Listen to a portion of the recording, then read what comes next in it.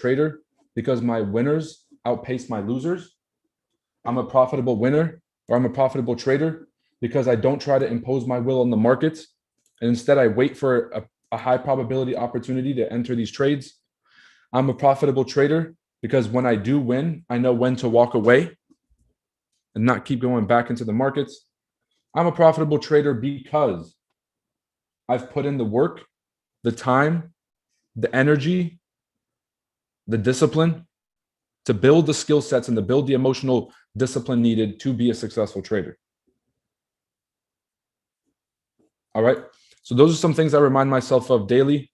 A lot of the times you want to convince yourself that you're smarter than you are. I read a saying the other day. I forgot which book I was reading. I'm gonna have to remember what it was. He said success is basically doing the right things long enough without convincing yourself that you're smarter than you actually are. So success is doing the right things long enough without convincing yourself that you're smarter than you actually are. Why is that second part important? Because you'll start taking credit for things that aren't really in your control. So what is in our control in trading? We don't get to control the markets. We don't get to control the direction. We don't get to control how how aggressive the weekly range is and how big of an expansion move it does during a session. What do we get to control, people? Tell me in these chats. Tell me in these chats. What do we get to control in trading? What is in our control?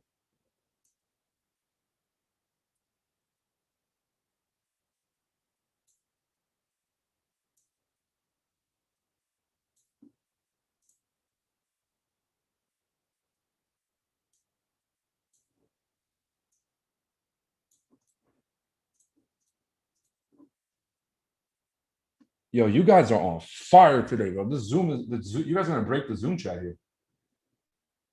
All right, risk and emotions. Good morning, Aaron. Good morning. Said our risk. Nathaniel. Good morning. How we react to the markets. Sam. Our entry and our exits. Good morning. Michael says risk. Good morning. Jacob Betham. Everybody. Our very own one of our very own coaches, Jacob Betham, is in the chat. Everybody, show him some love. If you guys haven't already scheduled your calls with him, it might change your life. Good morning, bro. How much risk we take? Shayla, good morning. Entry point, yes. Discipline, yes. Risk, yes. Emotions, yes. Trade management, yes. Rickus, good morning. John, what up, what up, what up? And Marlon, of course, always great to see you, bro. Risk management and execution. So the Chart Addicts members, you guys already know this stuff. All right, you guys already know this. I don't need to tell you.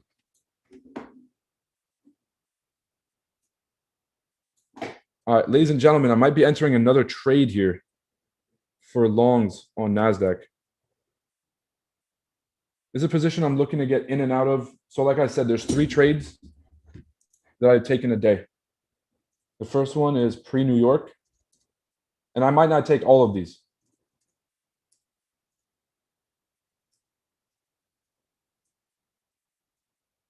I'll do 7 to 9 a.m. This is normally when I'll try to be. Those trades, I'm usually in and out. I'm not looking to stay in those trades.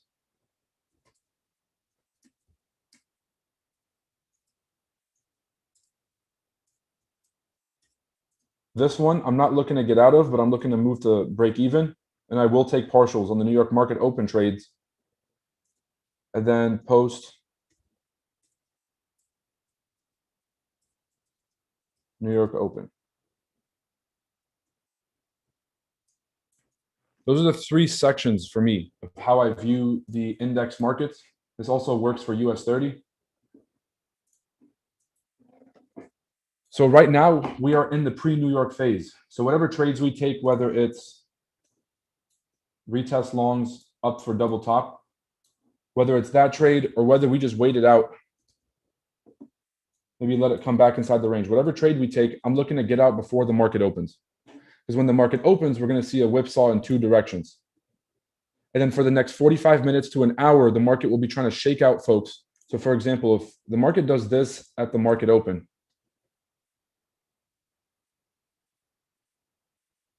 one quick second.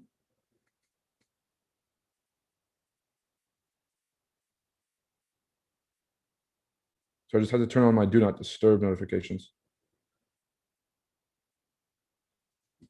So if the market pushes up at the open, what it's going to spend the next hour doing is basically retracing back all the way to that original entry. So all the stop profits are hit. It might even break below just slightly to convince folks to start shorting. And then that's when it'll make its move. And so the original trades at the open, if you put them in break even, they most likely will get hit.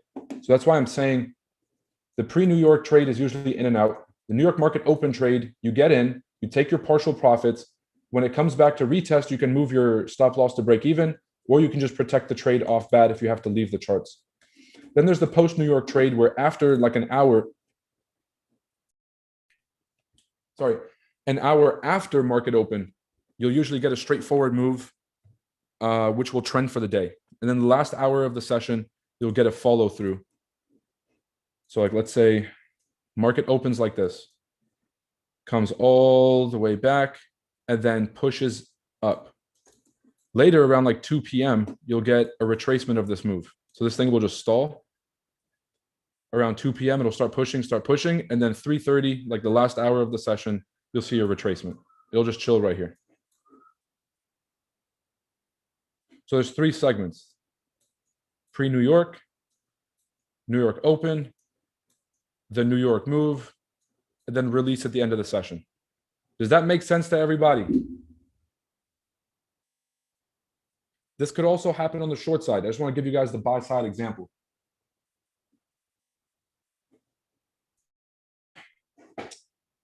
George on YouTube says, so if you own a Board 8, you get special discount for Chart Addicts? Yes. If you are part of the Board 8 community, you get 25% off your Chart Addicts membership.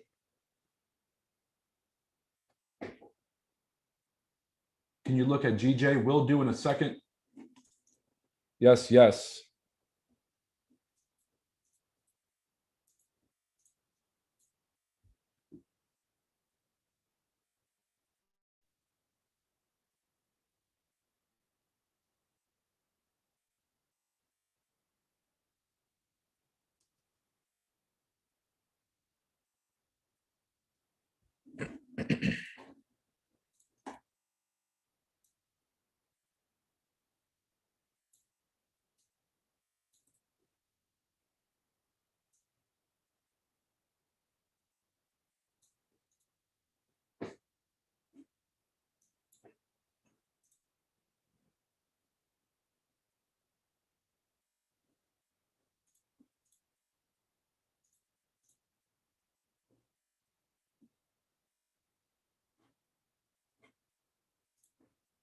He said that's some sauce not a lot of people will pay attention to.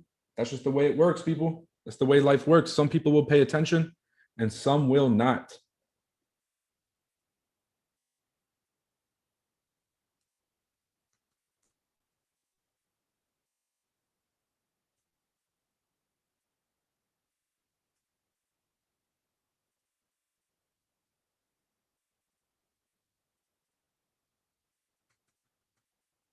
Sorry, y'all. I'm moving up my I'm moving up my stop profits or my stop loss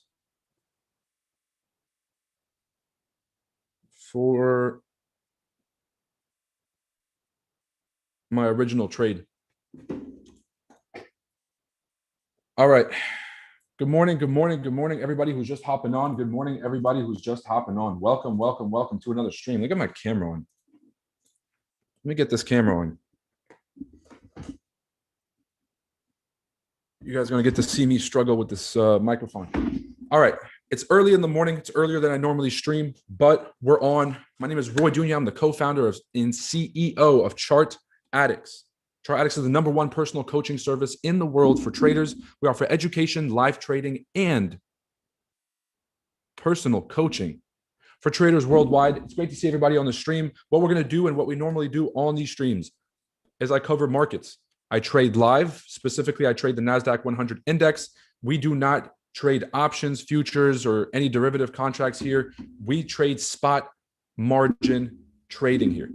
So I'm trading the spot price of NASDAQ. I'm trading a margin account. I never take any ownership of any assets here. This is strictly spread betting and spot trading. So it's great to see you guys on the stream. I'll also be covering crypto news and overall market news because, as you all know, hashtag recession watch 2022 is in full effect. So if you guys have any questions, please put them in the chat. It's great to see everybody. Again, my name is Roy Dunya. I'm the co-founder and CEO of Chart Addicts. Let's go ahead and get this thing started by looking at the news. So there was some pretty significant news on the GBPs this morning where the Bank of England had raised the federal funds rate from 1.25 to 1.75. It's a 50 basis point hike. So if you guys know anything, in the United States, whenever they hike interest rates, things tend to get worse. And it's the same thing everywhere. Let's take a quick look at GJ.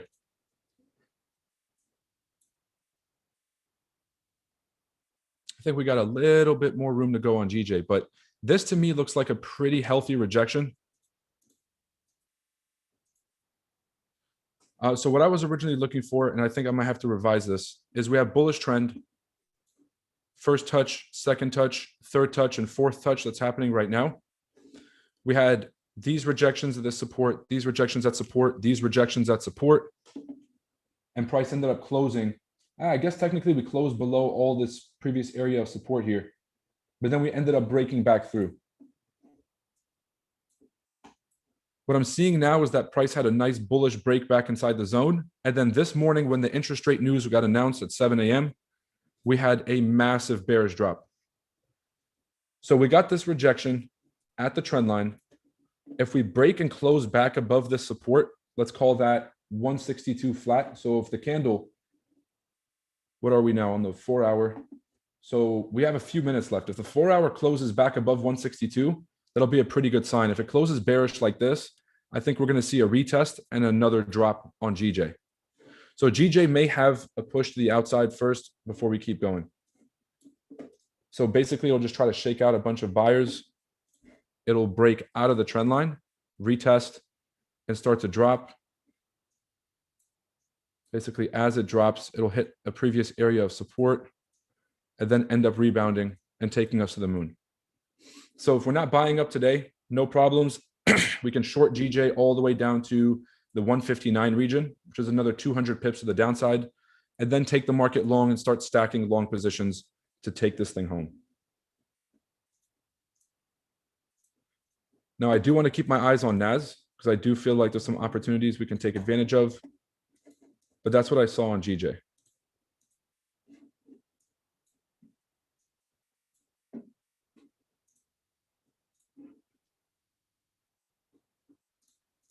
YouTube is recording this, so I'm not going to record it on Zoom, take up a lot of space on my computer.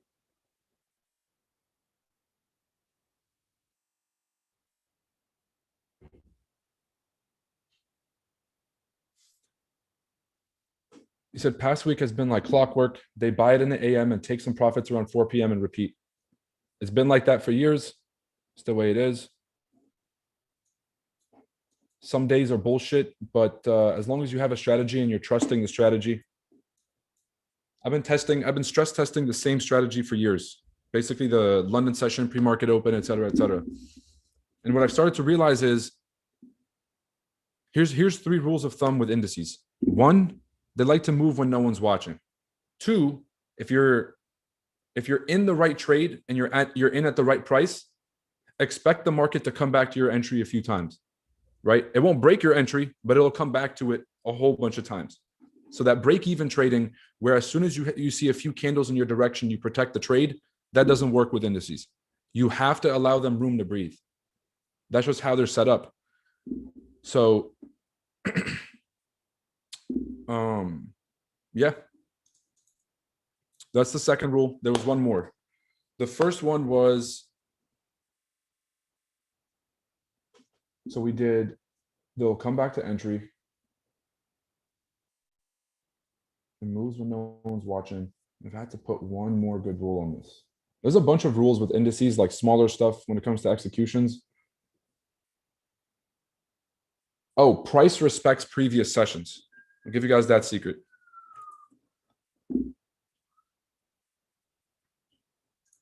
All right, let me go through a few other pairs real quick. Then I might have to go get a drink before the market opens. So can you look at Euro USD? Yep.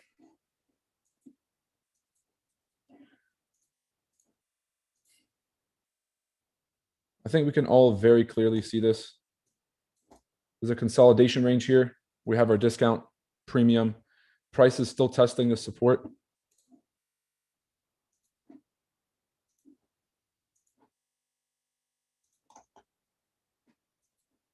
So higher time frame, we're sitting inside of the range. This is actually a pretty straightforward trade. So channel, support, break, retest, support, break, retest, support, break, retest, waiting for that retest. Been waiting for fucking weeks. All good.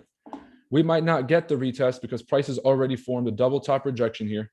We already have a bearish move, double top rejection. We could continue to the downside. So I have two options here. Market breaks down and pushes up. Then we get our short. Price pushes up and we can just get our short. Or price breaks down and we can get our short. Everything has the same end goal. We're going short on EU. So that should be that should give you kind of an idea of what I'm looking at.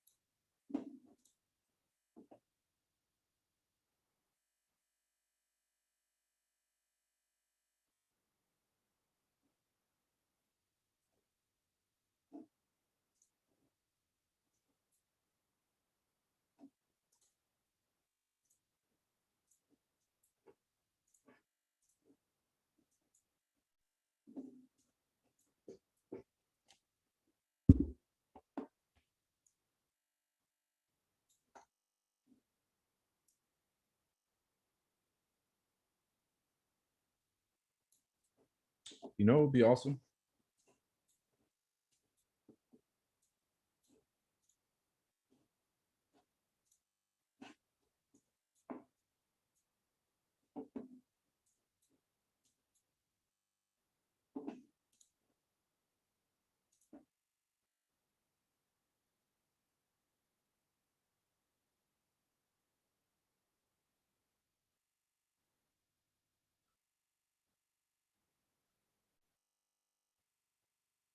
That's way too low.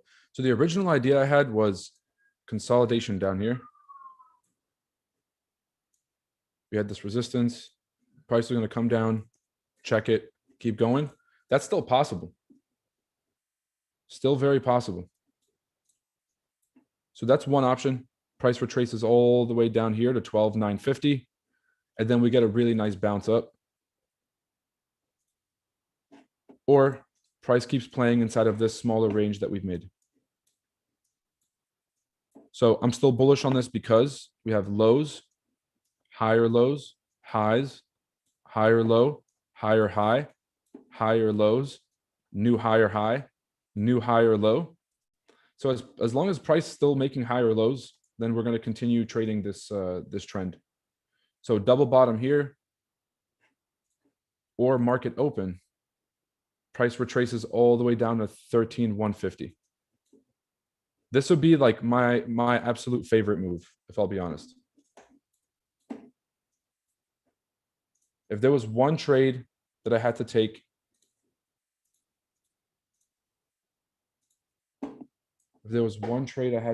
it would be boom.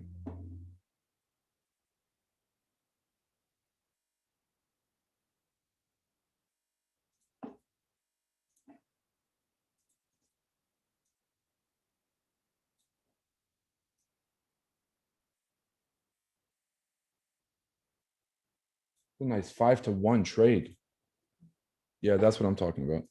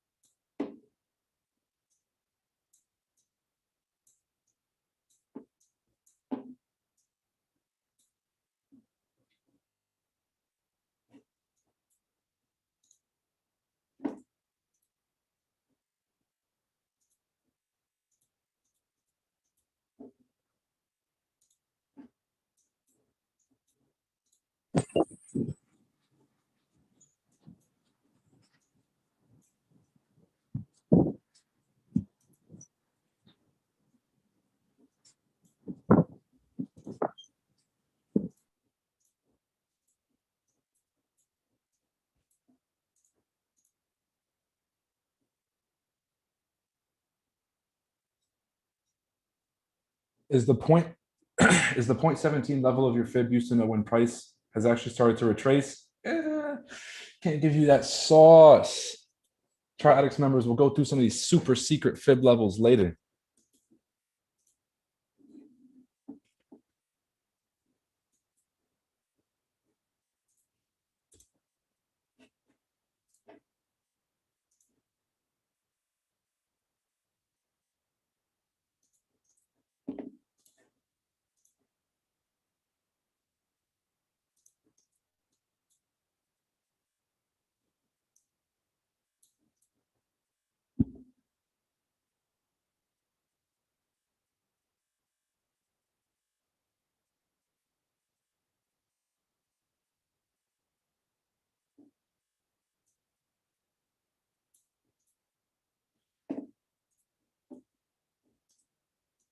So I'll give you guys my two scenarios here.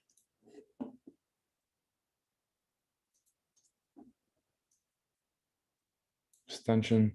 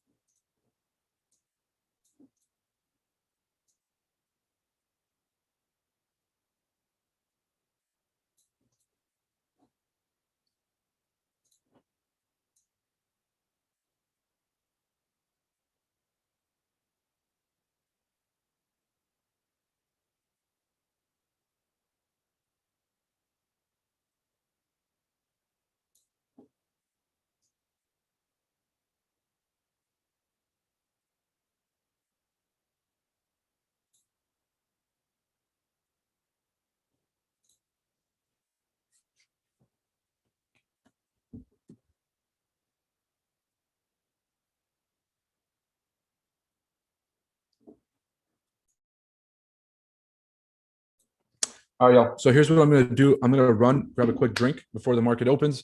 Here's the two scenarios that I'm looking for on NAS. I want to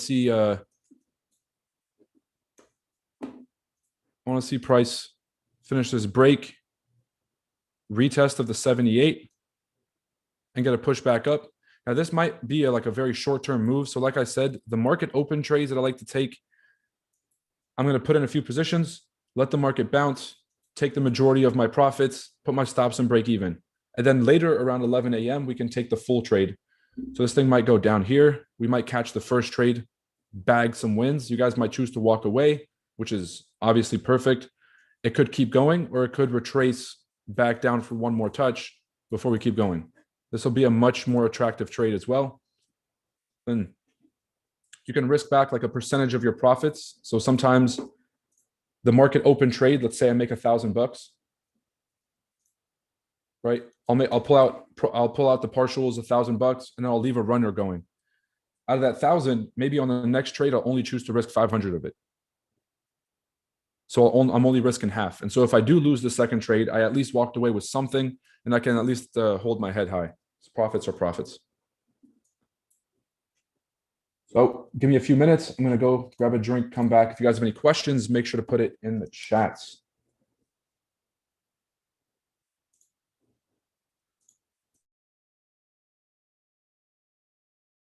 Oh, and if you're watching this on YouTube, please make sure to click like and subscribe. Appreciate y'all for showing up. I'll be right back. We'll cover the markets. Here's my two options for NAS. Make sure that you guys keep those levels marked on your charts.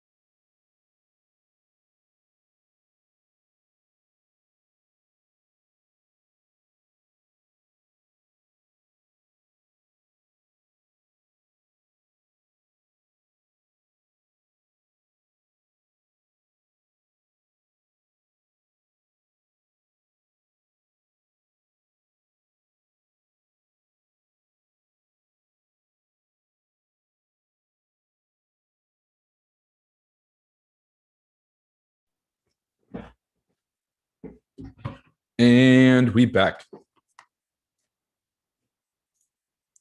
Oh, I'm missing one more thing.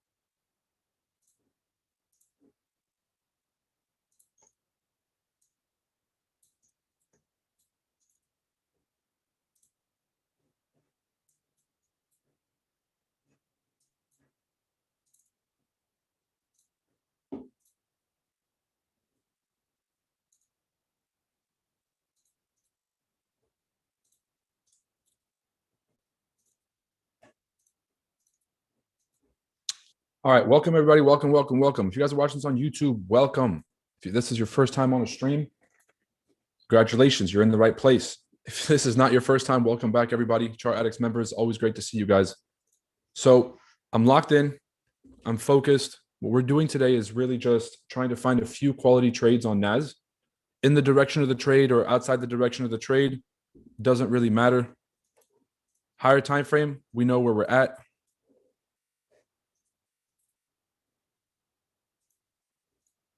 Support down here at 12,009, or let's just call this 12,800.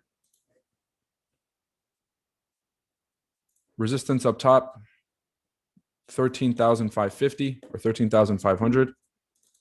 Extend your zones. Extend them right, extend them left. So we're basically, like I said, we're in the middle of this range.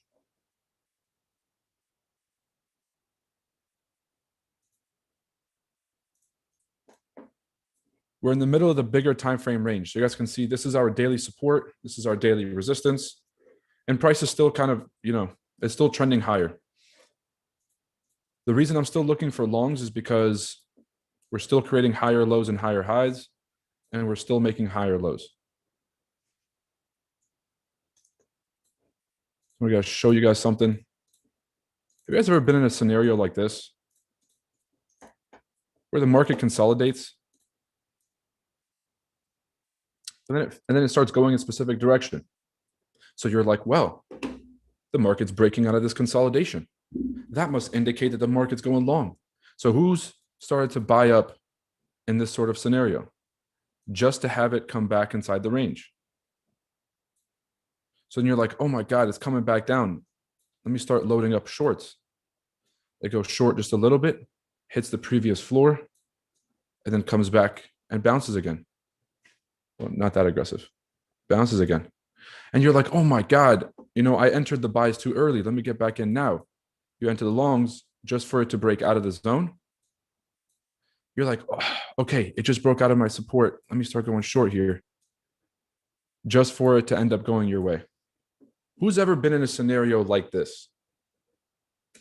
Anybody?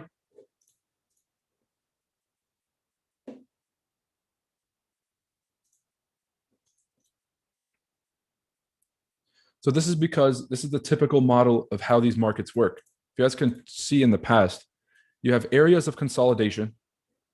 You have areas where the markets shake traders out. And then price will establish a higher floor and either continue the direction of the trend, or it'll break the floor and disrespect the trend. Same thing. You have an area where the market will consolidate. You have a fake to one direction, to the downside, another fake to the other direction before you finally got the sells. And so folks were trying to sell here at the breakout. They got caught in the massive drawdown. Folks who were buying and didn't take profits, or people who are buying way too late, if you're chasing an entry on NASDAQ, you're going to get crushed. So never chase. They get crushed on the downside.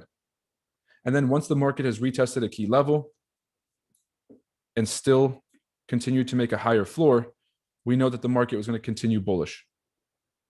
And so this is kind of how these markets work. We've already had the first bit of this play earlier today. We had the consolidation. We had that little bit of a fake to the upside, which kind of showed us which way the market really wants to go. Now we're getting a retest. We're either going to get a retest of this floor, or a bit of a deeper retest. Then we can take the market long from those two zones. So these would actually be a lot more attractive of trades. We got the 13,000 trade. And this one is 13,210.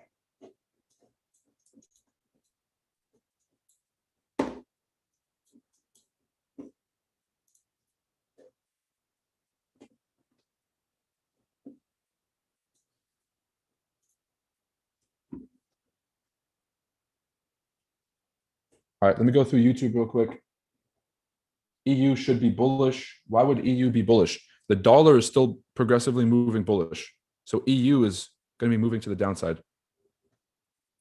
What broker do you use? I'll send you guys a link in a second. There's actually 3 brokerages I'm using now. I'm trying all 3 out. One of them I've already been testing, which is NVFX. So that one I've liked. I've been trading indices on it. The spreads are the same on indices. So there's no like difference in spreads or anything like that. The other 2 I'm looking at right now, I'm not going to name until I fully try them out, but they're very well known. You guys know them. A few people that I'm friends with in the industry, they're very close to the individuals there.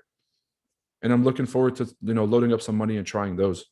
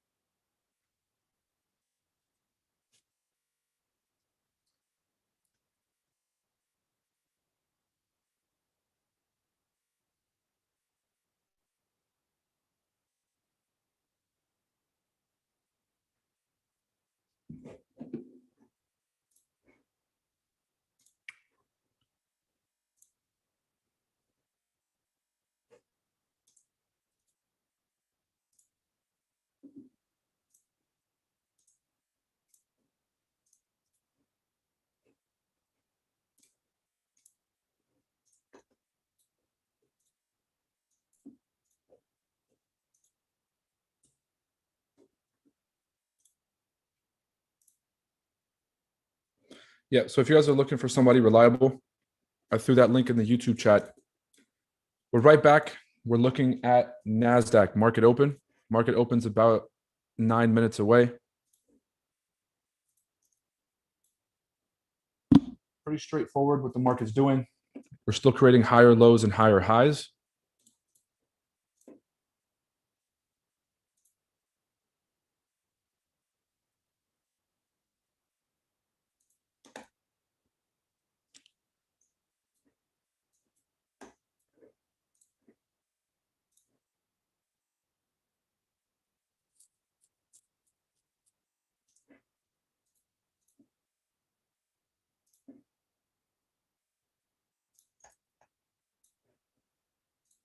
Just connecting the dots on the way down.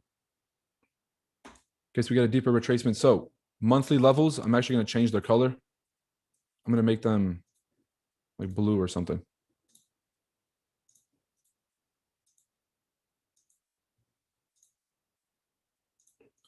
All right, we'll do blue for the higher time frame zones. Then we'll keep yellow for the smaller time frames, just so we can keep in mind where we are.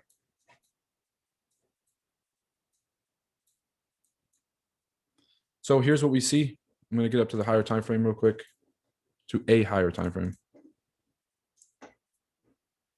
Bullish price action, higher lows, a little bit of consolidation here. Price is probably going to consolidate at the market open.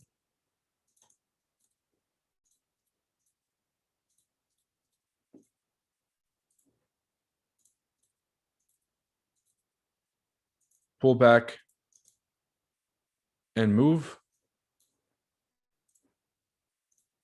or push up and drop. So whichever way it fakes down first, the market open, we can catch that entry and take it the opposite direction for probably 1 or 2 candles. Market open trades, quick scalp. Make sure to manage your risk if you guys are trading with us this morning.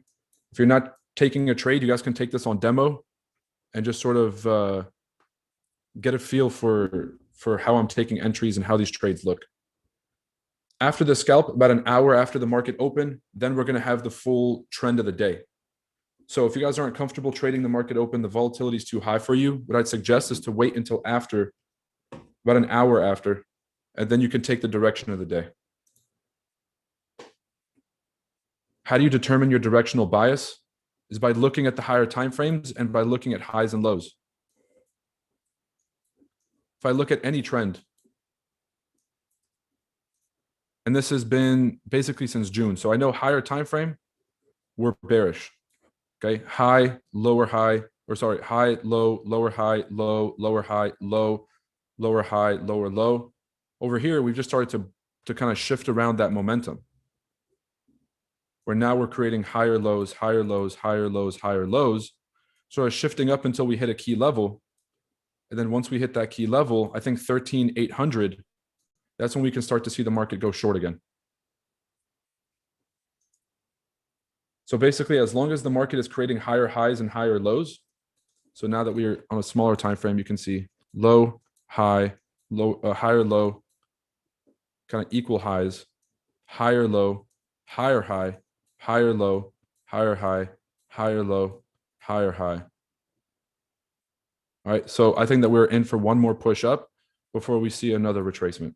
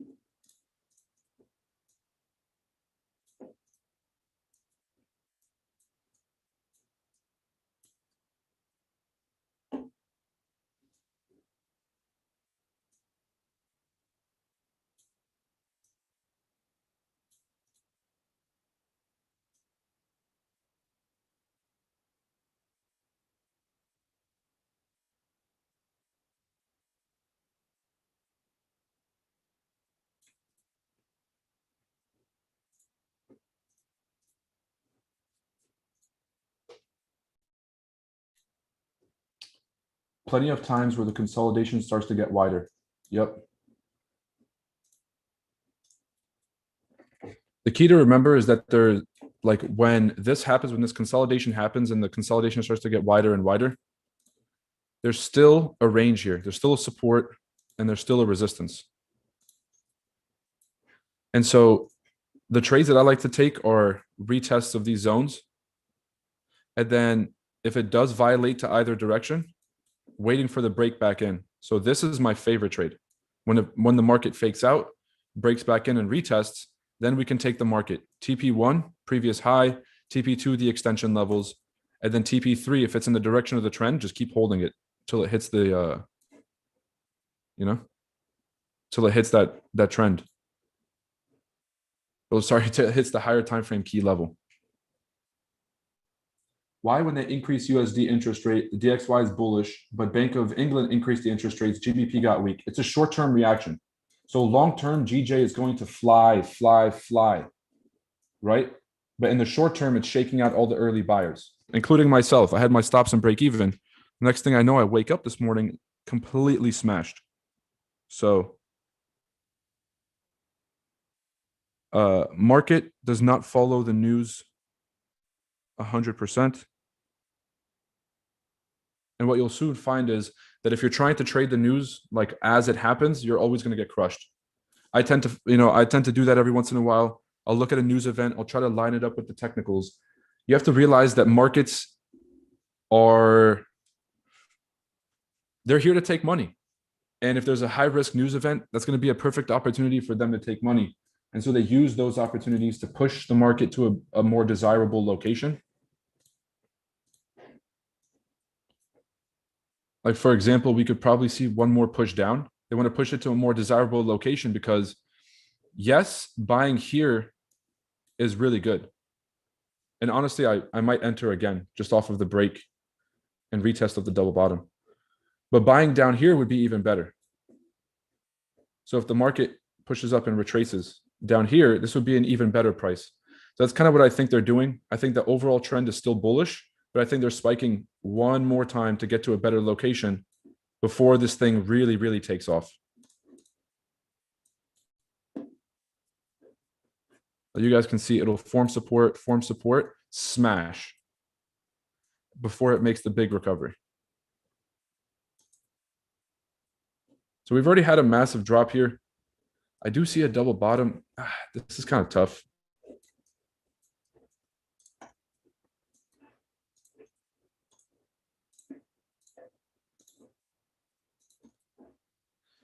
Double bottom at the 61. Come on.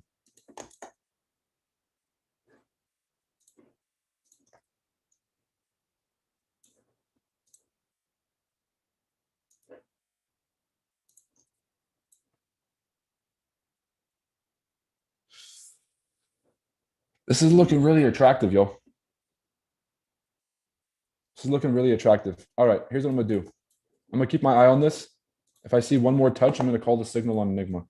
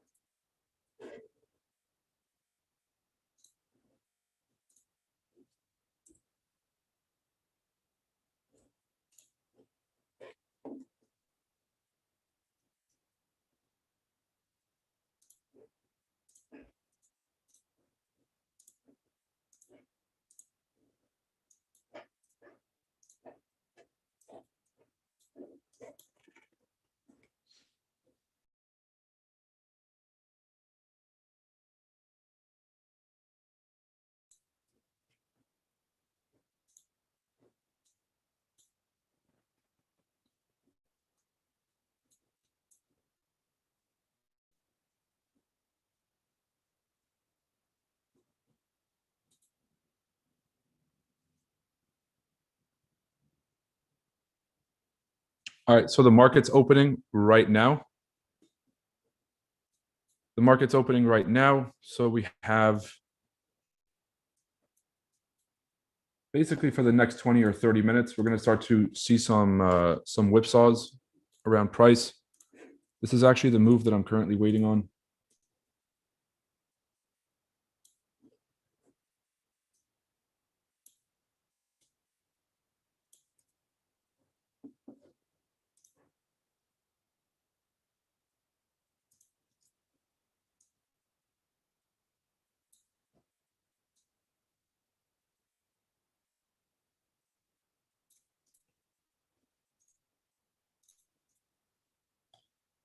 It's going to be a 3-to-1 risk and reward. I'm expecting price to come down, make it to the 88.6, break right below the London session lows, and then push back up to the top of this range.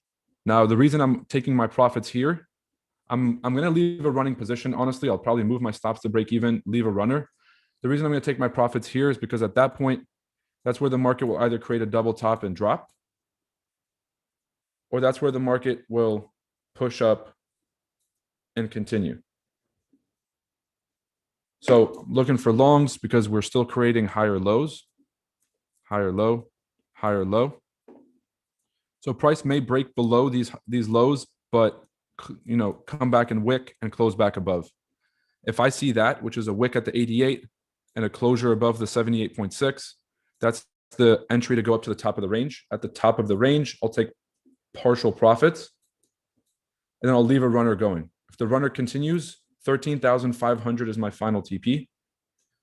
If it doesn't, I at least walked away with some money, and then we can look to see if we want to reverse the market direction.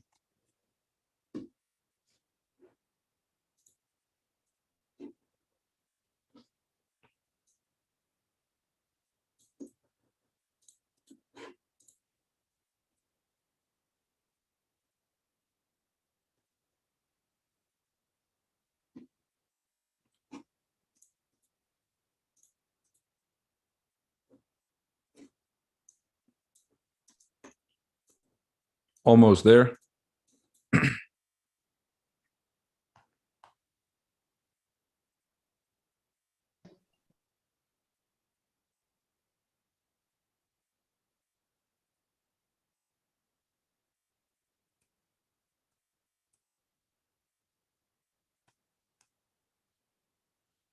So I see the 61 rejection. I do want to start layering in longs, but I think that it's basically just going to mess around at these fibs and hopefully make one more push down.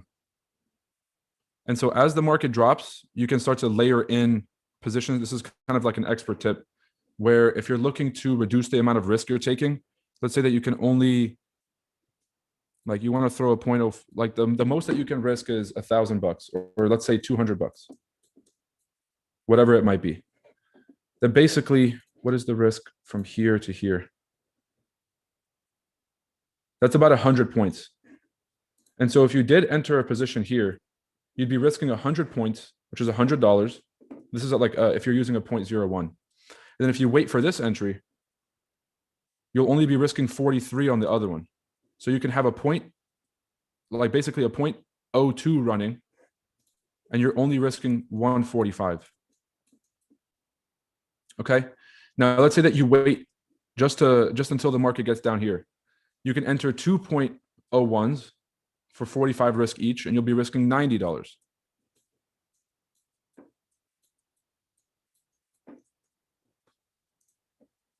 If the market goes to the first TP, it's about 110. You can make 220. If you close one, hold one, this is 247. So one of your trades you'll take at 110. The other one could run for 240, which would be about $350 off of a $90 risk. So that's kind of how I'm looking to play this. Obviously, I'm going to add a few zeros to this. But basically, you could risk $900 to make $3,500 here. And that's kind of what I'm looking for. I want to see one more push back down.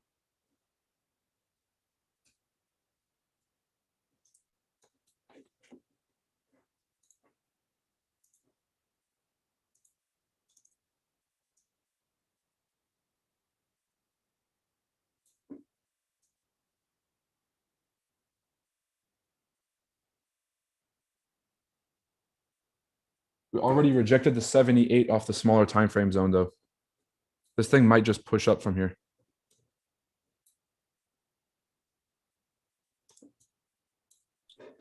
I might be too early, but I got it at 13 to 34.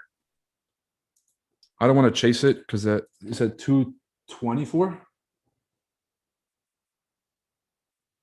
said 234. It was down here. 34. All right, that's a 61. These previous Yeah, lows. that's 61 right there. Yeah, that's where I got it. So you're still up about 40 points. Yeah, might be a little too early though. We'll see. Yep. I still want to see this.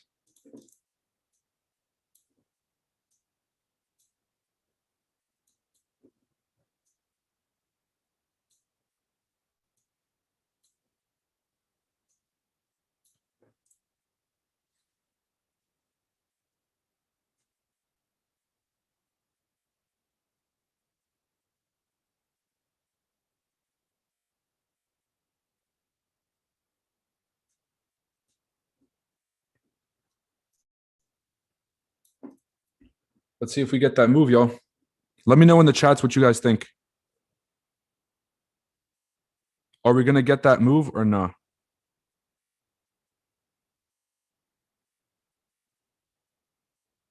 Is the market going to leave without us, or is the market going to come back to that entry?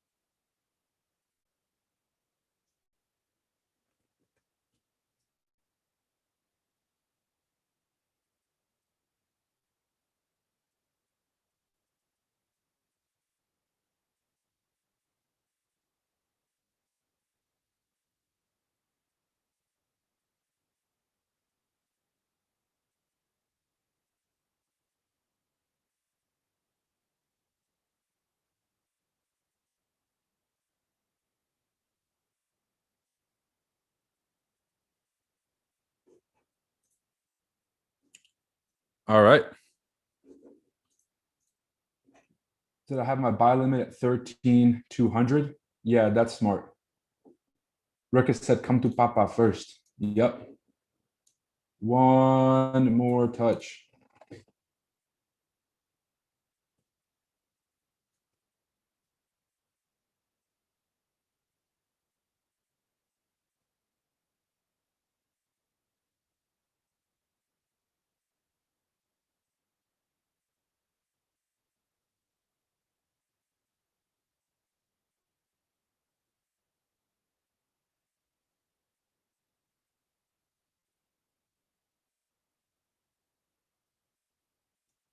So GJ is retesting to the sell side. Yeah, I really think that GJ still has some room to go. Probably around the 155 area. Or sorry, 159 area. So I think it's going to continue to drop, and then around, sorry, 160. Like this 160 area, this whole area down here is going to come through wicket and then start to bounce back up.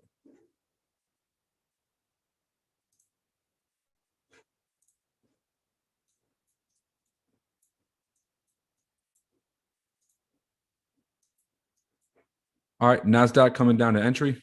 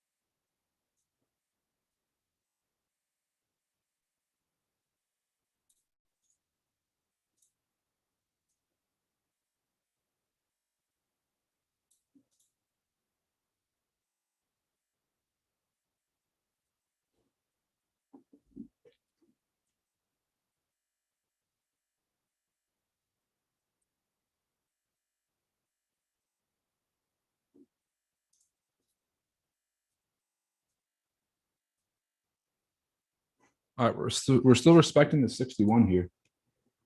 In smaller time frame, that's the 88.6. So honestly, that might be, this is a great place to start scaling in. So what I'm actually going to do is I'm going to enter a few small positions here. And then if the market retraces, this is where I'll enter the rest of my positions. So I am entering a long right now.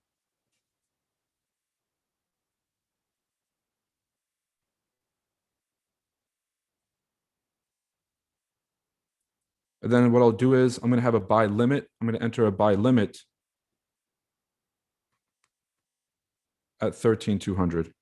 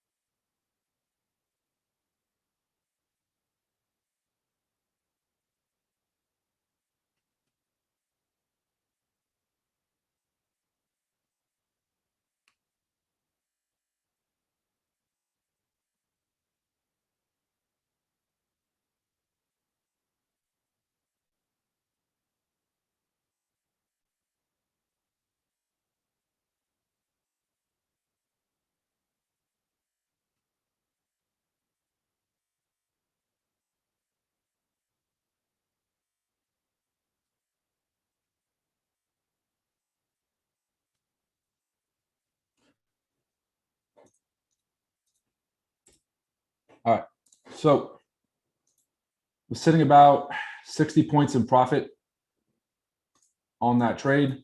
Still holding. I really do want to see one more push down. I do want to get a slightly better entry. Obviously, I'm fine holding this buy if it does keep running. My target is going to be 13,500. So at the end of the day, that's still about 200 points from now, 2,000 pips. But I do want to see a bit of a deeper entry so I can get a better position.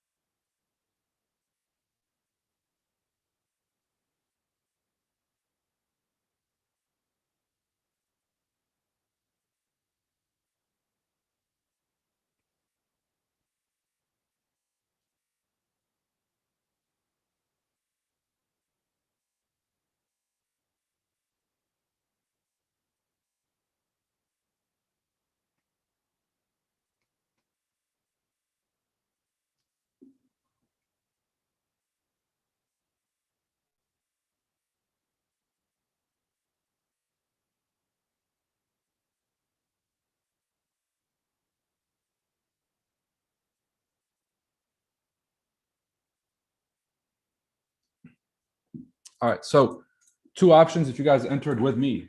Two options. I'm personally going to leave it open, see if I get that deeper pullback. For somebody else, you guys could either take your full profits, 60 points, call it a day. It'll be an incredible day. Some of you guys made 40 points, 50 points, 60 points, depending on that entry. You can put it in break even, not take anything. If it flies to the moon, you're rich. If it doesn't, you lose nothing. That's a great day that's a great way to have a great day. And yeah, those are basically your three options. You basically just leave it open, wait for price to come down for a deeper retracement or more, or you take your full profits, or you can take partials and move your stop loss to break even. So depending on your plan, depending on what you're looking for out of the markets, that's going to be a decision. You're waiting for it to come to the 200 area? Yes. Which at this point might not do. We're already breaking above the previous consolidation. This thing might continue to the upside, but still early. One more test of 88.6 that could do us wonders.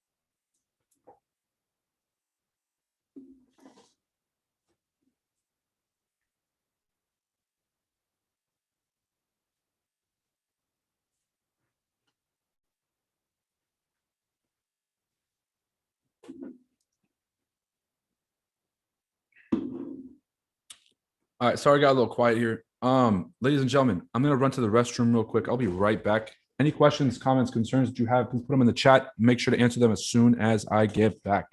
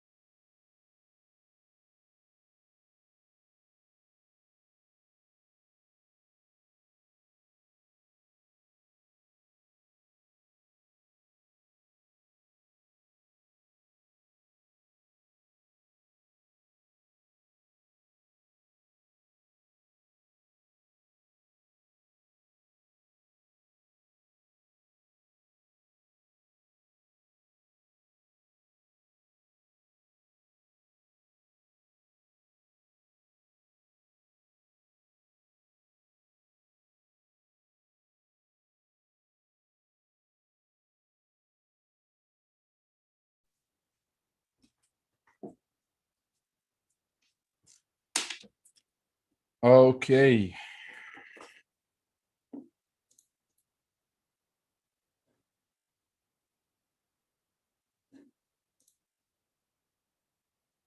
I'm keeping my eye on GJ. I just want to make sure I don't miss this entry for longs. Like this test of the trend line here, double bottom at the 61. This is starting to catch my attention here.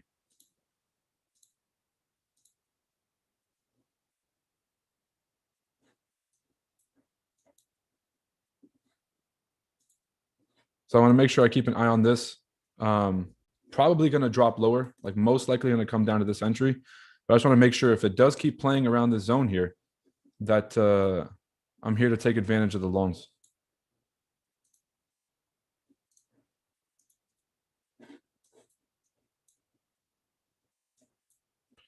All right, so this is what we talked about. I said that there was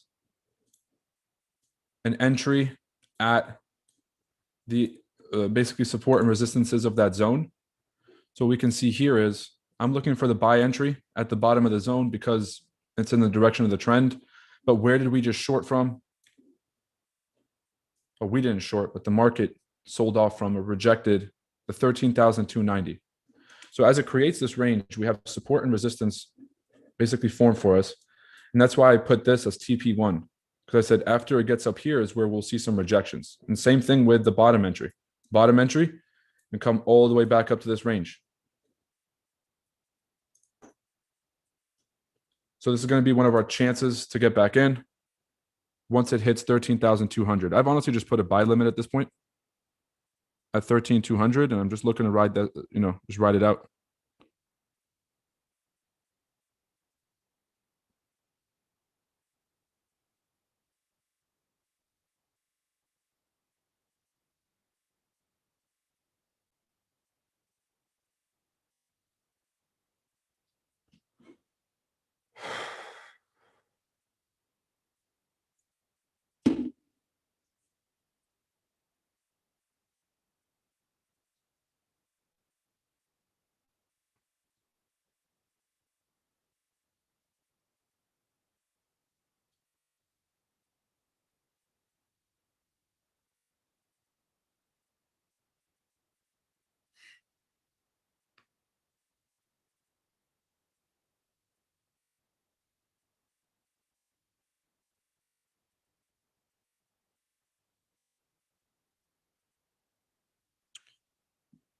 This is the patience that's needed, y'all. We always talk about 90% of trading is analysis and patience. At what point would you abandon the limit order at 200 and reevaluate? Wait for higher highs on the 15 minutes? Well, to be honest, the only reason I feel comfortable putting a buy limit on any trade is because the risk makes sense for me. So personally, up until the 13,500, this whole trade has about an 8.5 to 1 risk and reward. And so I wouldn't abandon it until it hits stop loss. And even if it does hit stop loss, if price breaks back above the support and makes a new floor, I'll take the same trade again. Right? So that's as long as we're creating higher lows, I'm still bullish. And so here's our new floor, the double bottom floor. We had a nice bullish break outside the previous high, which showed us that there's buying interest. Now I'm just waiting for a retest before we take this thing north. If we close below the support, that's when I'll probably reevaluate the trade.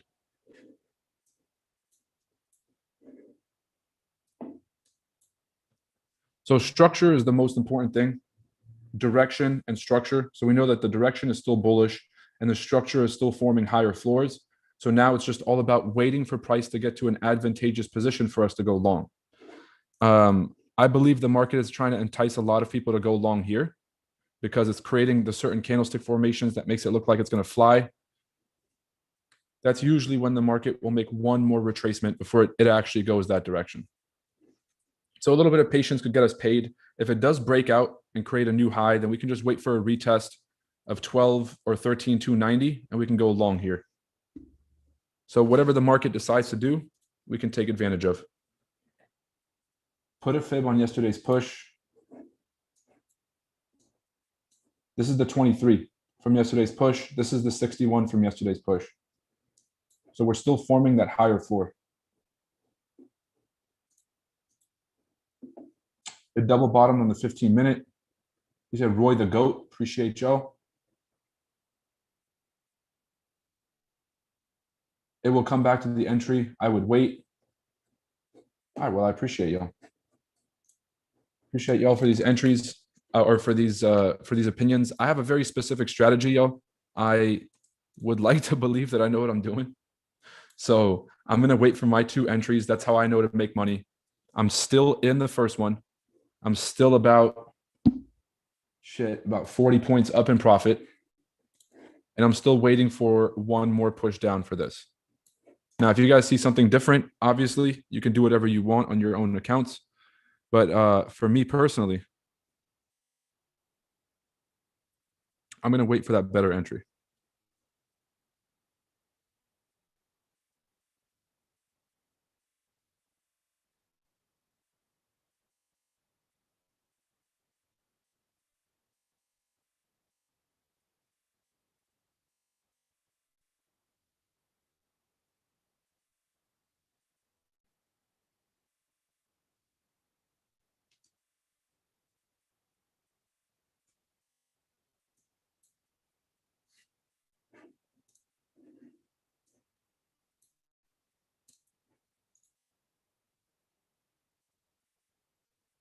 He says, Nas been flying for weeks, bro. I hope it wins.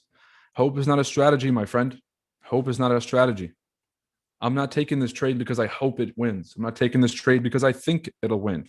I'm taking this trade because everything I know about trading and about market structure is telling me that the probability of the market going up is higher than the probability of the market going down.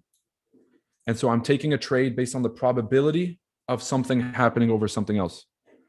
The fact that the market is still creating higher highs and higher lows makes it even more probable that the market will continue up.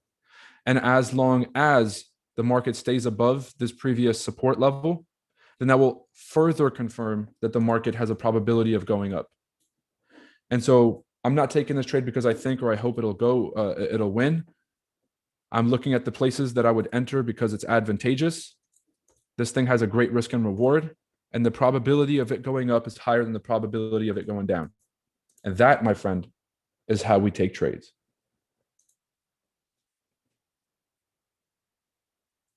He said, you're playing with probabilities, so hope is real. Not really. Because if you understand that probabilities literally, they mean that anything can happen, then hoping for something just creates a lot of anxiety for no reason, because you're building an unrealistic expectation of what the market might do. If you accept that using this strategy, when you trade with the market in the direction of the market and you look for all the proper confirmations and you wait for price to get to the best entry, let's say I have an 80% chance of winning these trades that fit this profile, which is usually what these win rates are. That means out of every 100 trades, I'm going to lose 20. And out of every 10 trades, I'm going to lose 2. So really understanding probabilities is accepting the fact that these 2 losers could come at any time, even when I'm on a stream with hundreds of people. And so because I accept the probability of these trades and I accept the probability of the risk, I really, really, really accept the risk. I don't have any sort of emotional attachment to the outcome. Right? So I'm not really obsessed so much about this trade winning and just smashing as much as I'm being aware of waiting long enough for the market to get there. Being responsible with my risk management when it gets there and all of the things that I need to do in order to actually make money. So instead of being outcome focused, I'm more process focused, and focusing on the processes that make you successful will actually make you successful. Focusing only on the outcomes of success will delay you from doing the work or putting your mind on the focus that you need to actually achieve that success. So become more process oriented and less outcome focused. A lot of outcome focused people are superstitious. You kind of tend to look at, that you tend to have very high expectations. And then when the reality doesn't meet the expectations, you get disappointed. So my only expectation is that as long as I've set up this trade properly and as long as I'm looking at the market right, which some days, if we're distracted, it doesn't happen. But if I am looking at the market appropriately and everything is lined up the way it's supposed to, then this trade should continue to go bullish.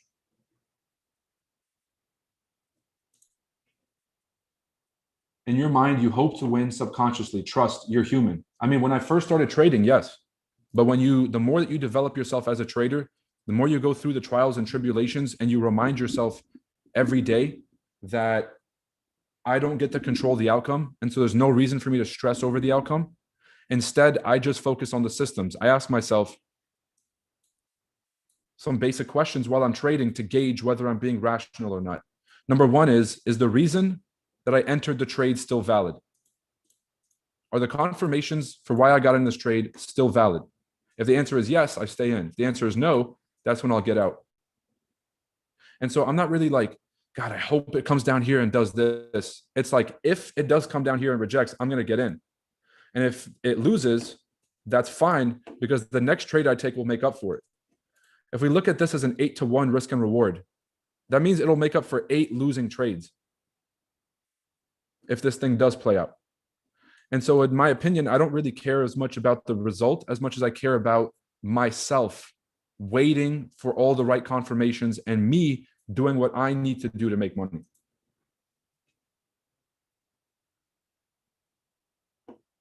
How many pips before you move your stop loss to break even? It's not really a pip amount. So here's how stop losses work in break even. kind of show you guys this on the side here while the market does its thing.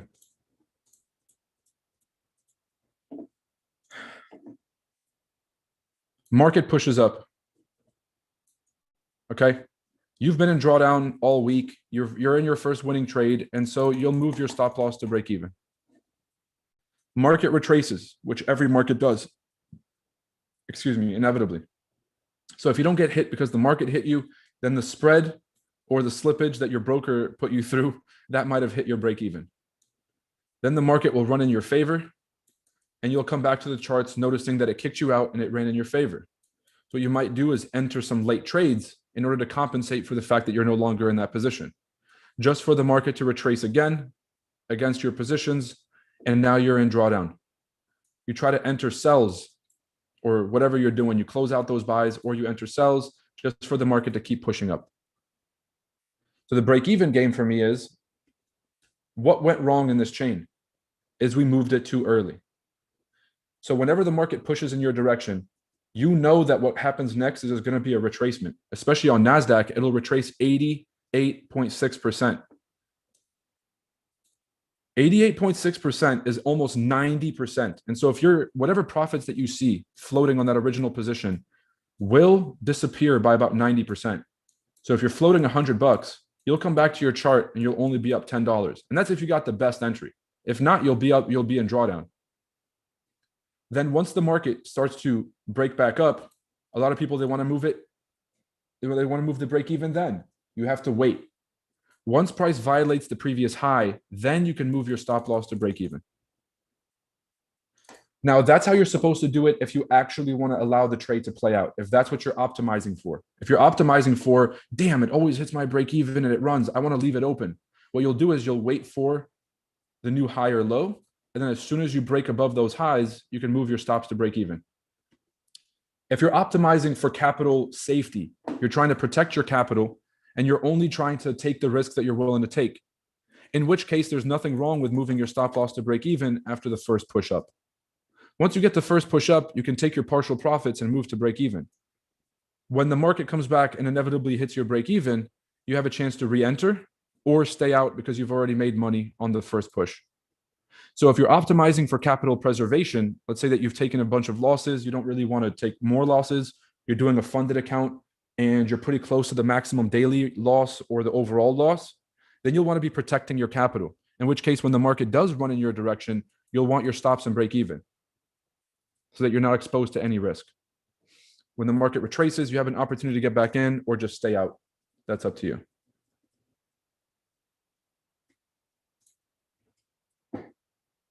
China dropped 5 missiles on Japan today? No fucking way.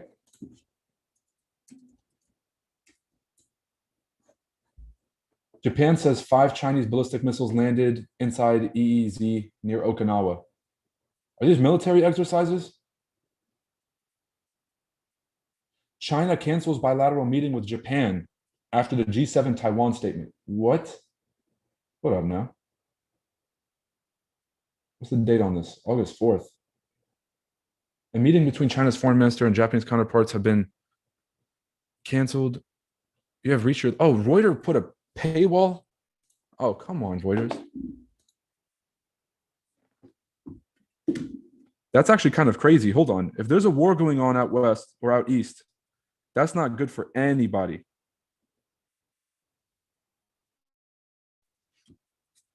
Five ballistic missiles launched by China's military during exercises around Taiwan. Okay, exercises. Were believed to have landed inside Japan's exclusive economic zone for the first time, which extends 200 nautical miles. Okay.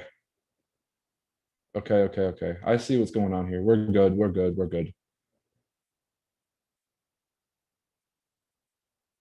Okay. Y'all had me fucked up first. I thought we were, ladies and gentlemen, if we go into war with China over Taiwan, if we go to protect Japan, or we go to protect South Korea, or we go to protect Taiwan, or any of our, any of the friendly nations that we have out there, that's World War III. It'll make the Ukraine and Russia situation look like child's play. And so by all costs, we have to avoid a physical war with China. Now, President Xi is kind of in question right now. His political party has been starting to get some flack because labor is pretty weak over in China. Production has been weak over in China. Supply issues and moving goods has been a little weak over in China. And so the party has been getting a lot of heat from the citizens. So President Xi needs to prove himself to his people so that he can stay in power. So when Pelosi went to Taiwan, the military exercises that China chose to do around Taiwan by sending their ships out, by sending all the tanks and doing all this stuff, was more so a show for the citizens of China than it was for the rest of the world. He wanted to show the Chinese that he was still willing to protect them, and he was still willing to kind of play that foreign policy, that foreign strength and aggressor role. Japan is now siding with Taiwan and the United States. All right, which is not a good look for them, or sorry, it's not a good look for China. And so they took some of these military operations and they went a little bit too close to Japan. And even though they were military exercises, which means that they're not an act of war, they didn't drop these missiles trying to go start war with Japan, but instead they're trying to just show them, hey, we're capable of doing these things if we wanted to. And so they put them just inside of the international economic zone, and then they moved some of those ships in there, and then they dropped a bunch of ballistic missiles inside. So Japan sees that as an act of aggression because it's in their territory. China is using it as a show of strength to show their people that they're still strong. So President Xi is playing, protect the party at all costs kind of game. As long as Japan recognizes that and doesn't try to involve anybody like international countries inside of that fight, this thing is going to boil over. If Japan calls America and tries to get everybody involved and does a whole thing, that's going to be problematic.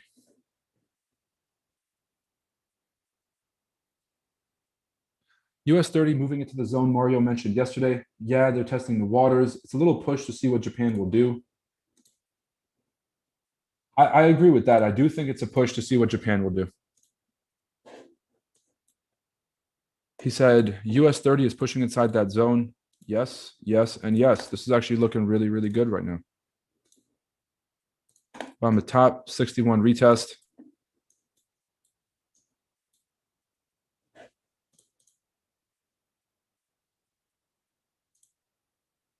It still has a little bit of room to go lower. So for example, I can still see this thing continuing a little bit lower down to the 61. So this is kind of what I'm seeing.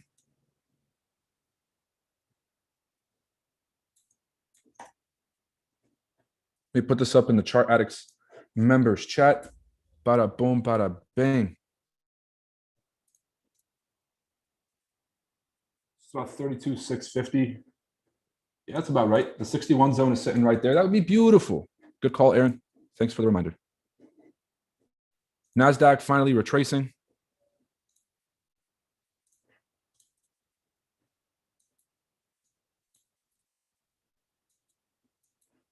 One more push to the 78 down here, and I'll actually start loading positions at the 78.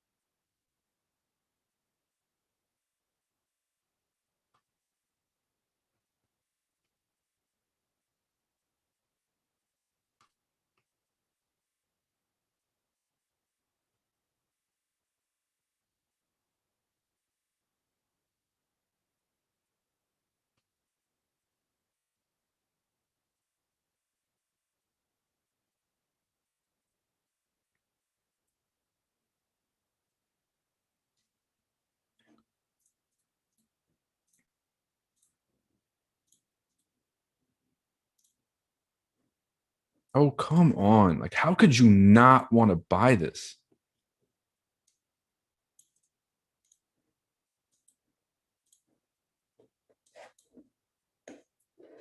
Come on now.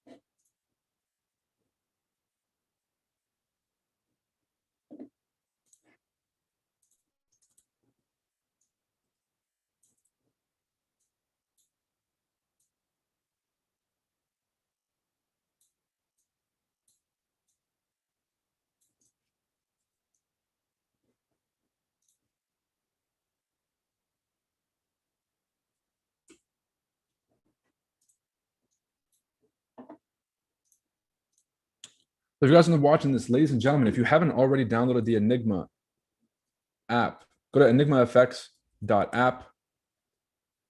This is a signals app that we helped launch. There's a few members of the Chart Addicts team that went over and are working with them and helping them out on the Enigma side.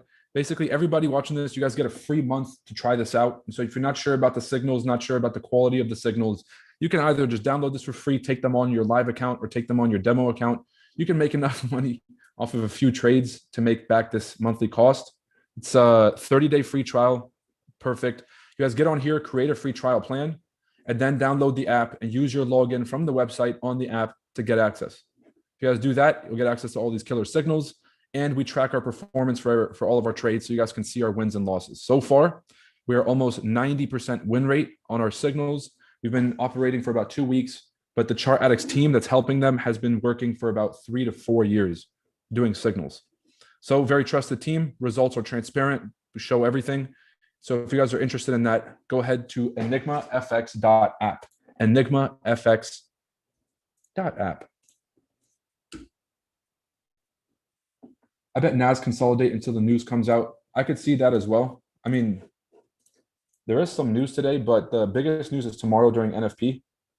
So what I think is going to happen is that price actually consolidates, or sorry, not consolidates. Price actually kind of gets aggressive today, consolidates overnight, and then tomorrow we get that big push.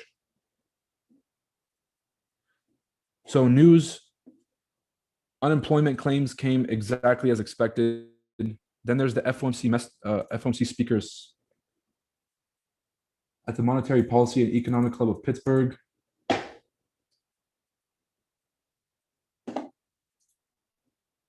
I don't know. Not really expecting too big of a mover here. Not as big as NFP tomorrow.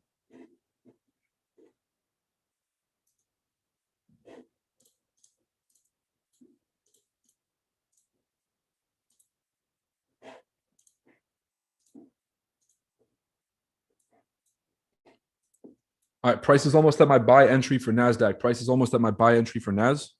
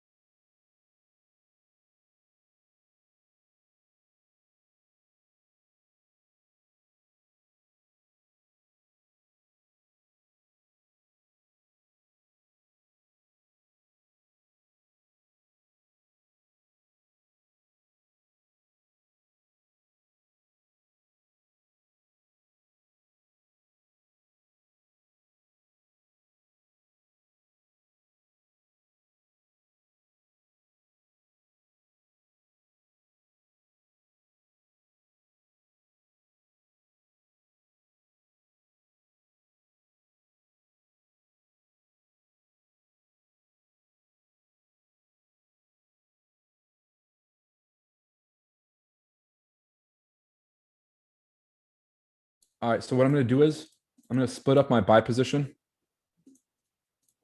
So I'm going to delete the buy limit. What I'm going to do is I'm going to layer one trade now, and then one trade as it drops, as it closes through. And I'll put the largest position at the bottom. I'll put smaller positions near the top, just in case this thing kisses it and just keeps going and I don't get executed. Or if anything, I'll cut the buy limit in half and just enter a manual entry right now, which is what I'm doing. I just entered another manual trade. I cut my buy limit in half and just basically split up my risk amongst those three positions.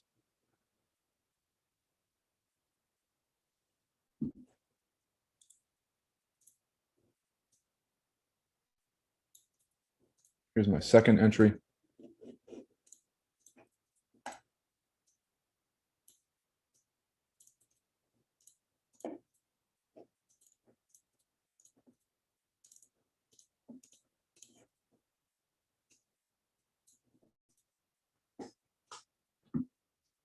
And then let's see if we get one more.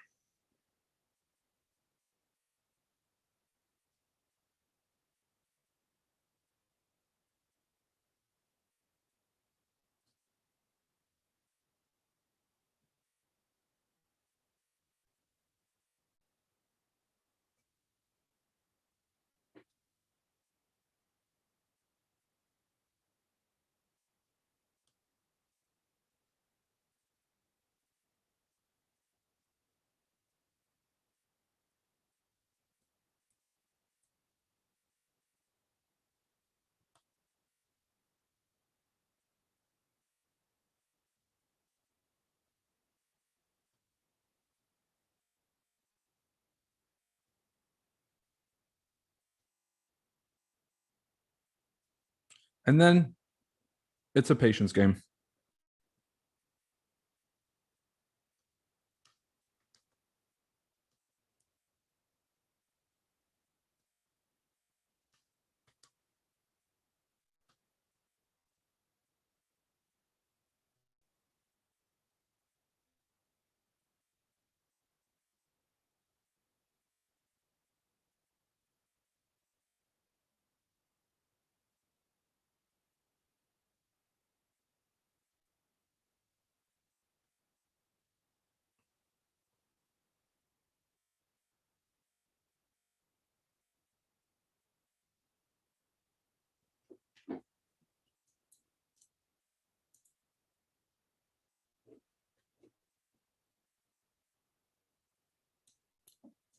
So pretty straightforward. As long as we close above support, trade is valid. If we close below support, trade is not valid. We'll probably push down lower to this area, 13K flat, before we make the bullish move.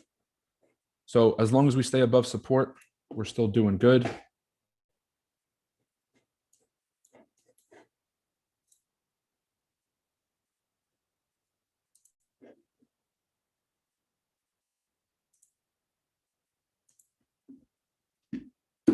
My 2 entries, just to make sure I get this right.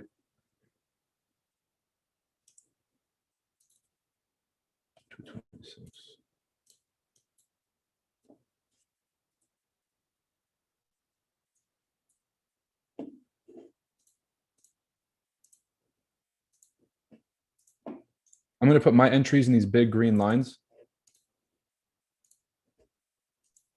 It's like every time I've called an entry. So 32.26 was the first one. And then 13.260. 264.31. That's crazy. How do I get 0.31 on both of those? Current price is at 246 on the screen, but yeah, so it's about the same price. Okay.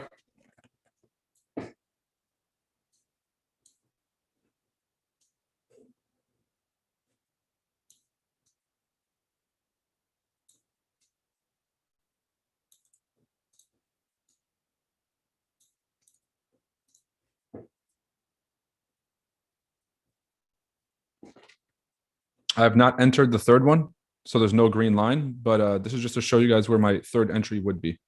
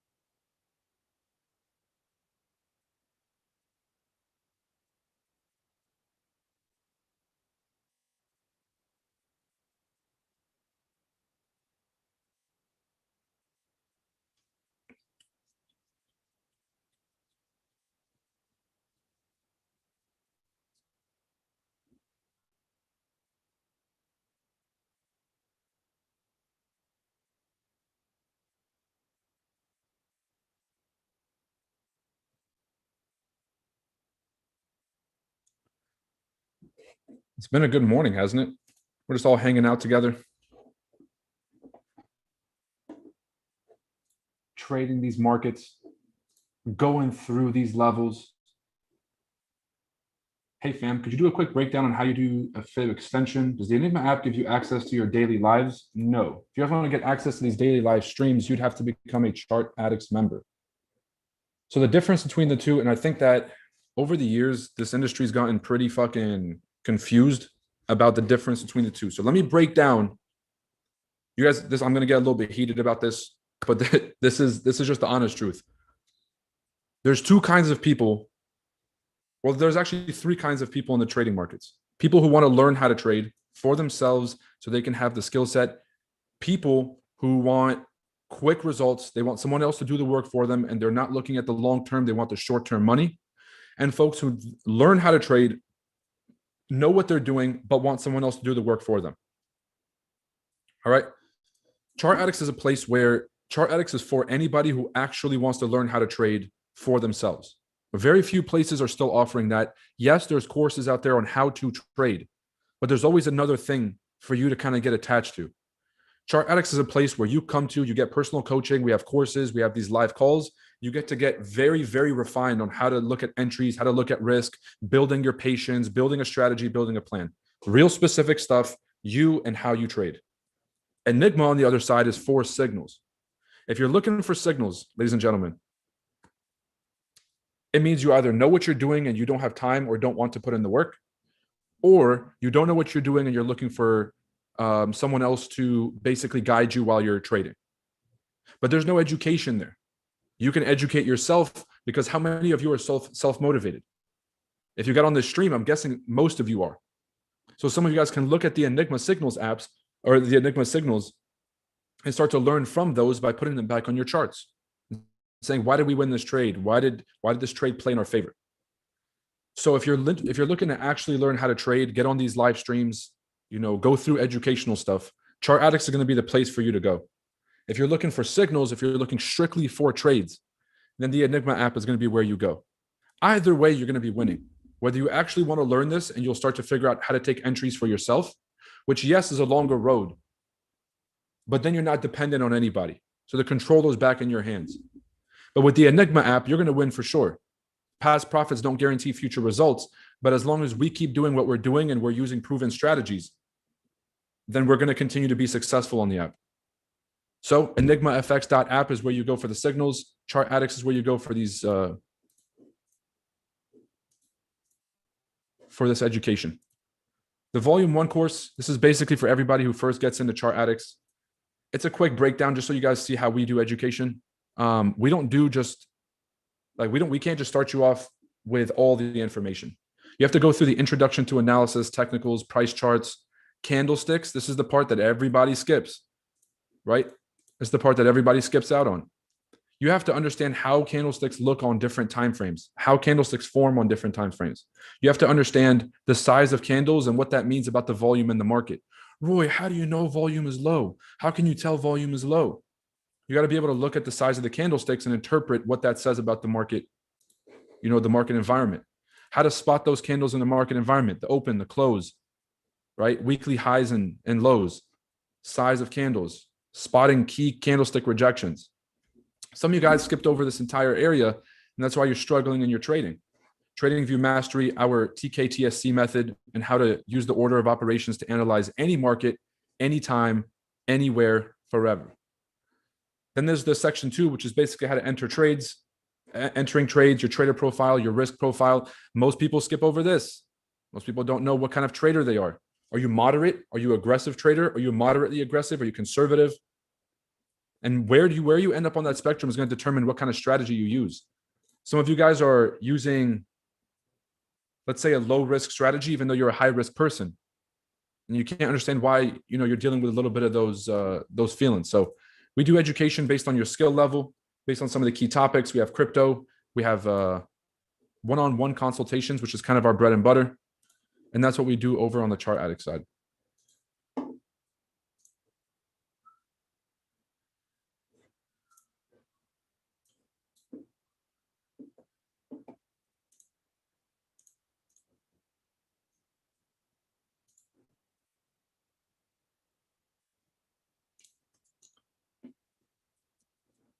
I'm going to be honest, I want to buy GJ so bad.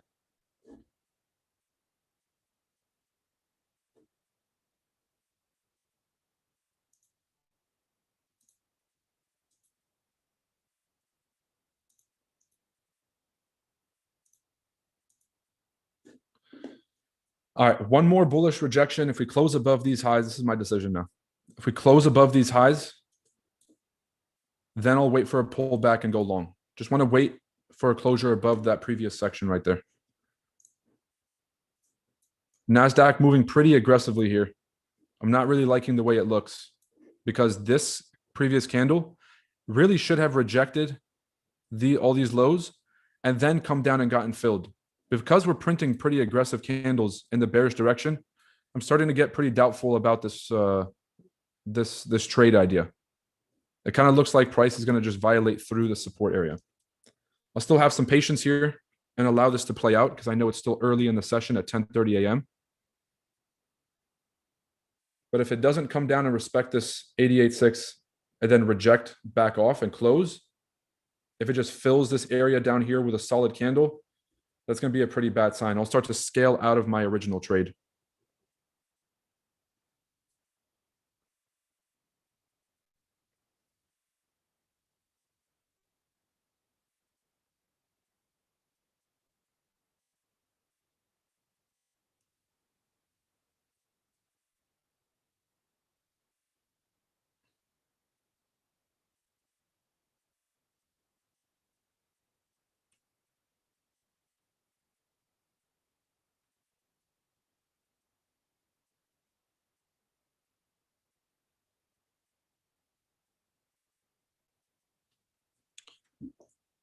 And more patience.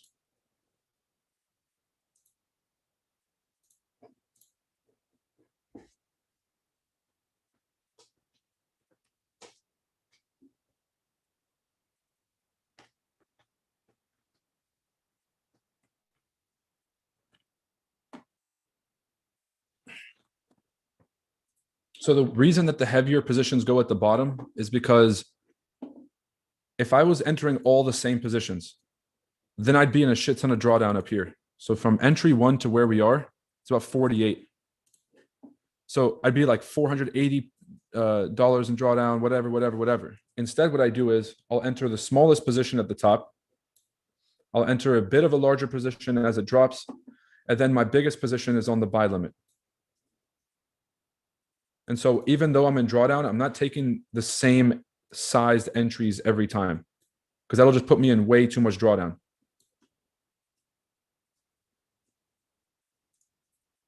So smaller positions always go at the top, heavier positions go at the bottom. So if we get this, the heaviest position should be here. And even if we only get a minor rejection, like from here to here, we'll make enough money to make up for this loser if we need to. If we have to cut all of our trades, bag the wins from these two entries, and close the top one, we can still be profitable, even though we had a shitty entry. So it's the importance of scaling in properly versus just entering a bunch of the same position as it drops. That's gambling. So the total risk on these positions would be the equivalent of one full trade, one full, position size that I would risk. So just nothing more than splitting it up.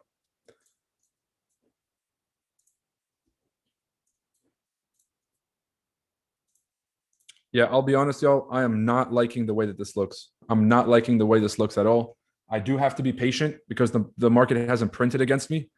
But I'll be real with you, not liking the way this looks. I'm seeing this double top formation now, this sort of double top forming. We could make it all the way down to the 61. Let's see if we get this rejection or not.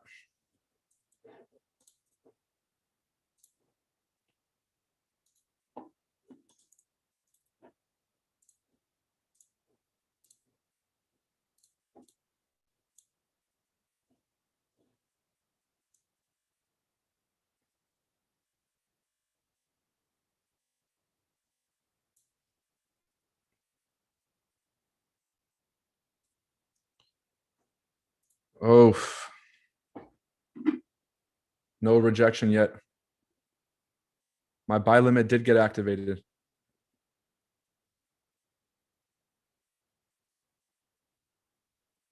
Damn. Damn.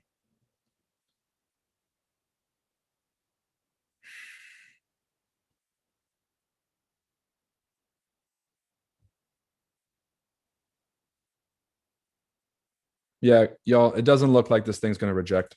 Fuck me.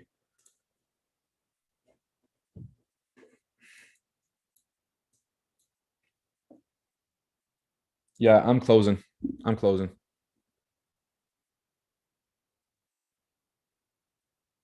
You guys can see I'm in that drawdown.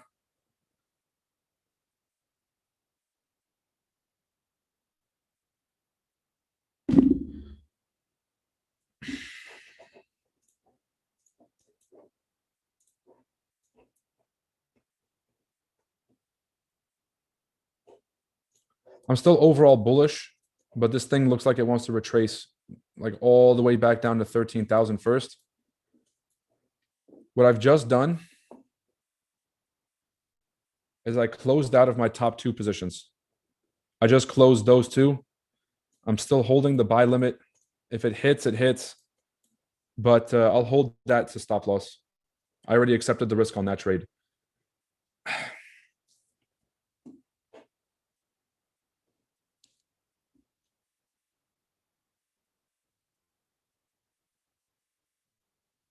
God damn.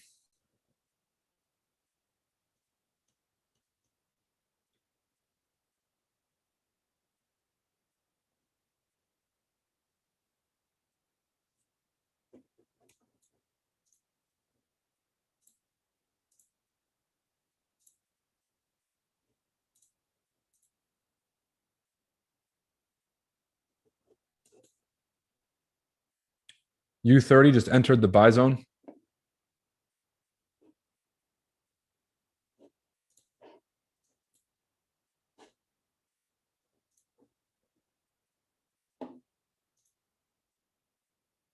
Probably over the next hour or hour and a half, this thing will consolidate lower, and then we get a massive wick back up.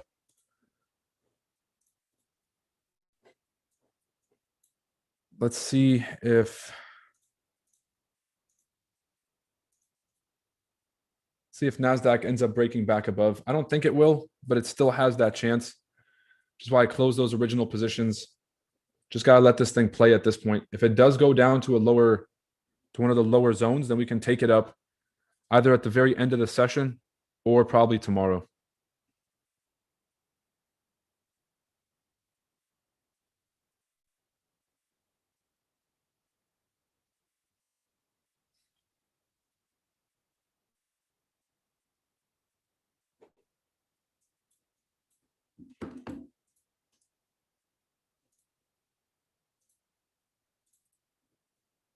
I put those in red. Those two were losses.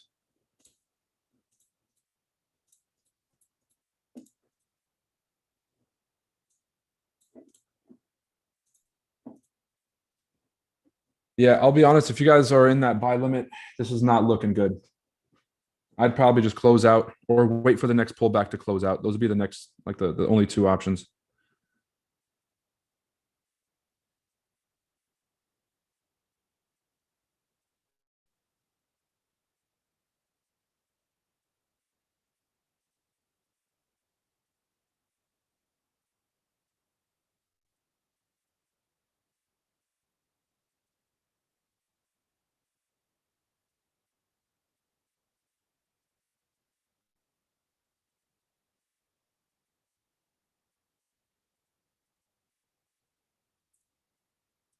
All right. Yeah, I'm out. I'm closing. I'm closing all my buys. No longer valid. All right, y'all. You win some, you lose some. I'm still overall bullish on the market. Price can come all the way back down here or could mess around and then pull back up. A closure back above this daily support and retest, like whichever way it makes, this break and retest would signify another entry. Same price, same thing, same everything.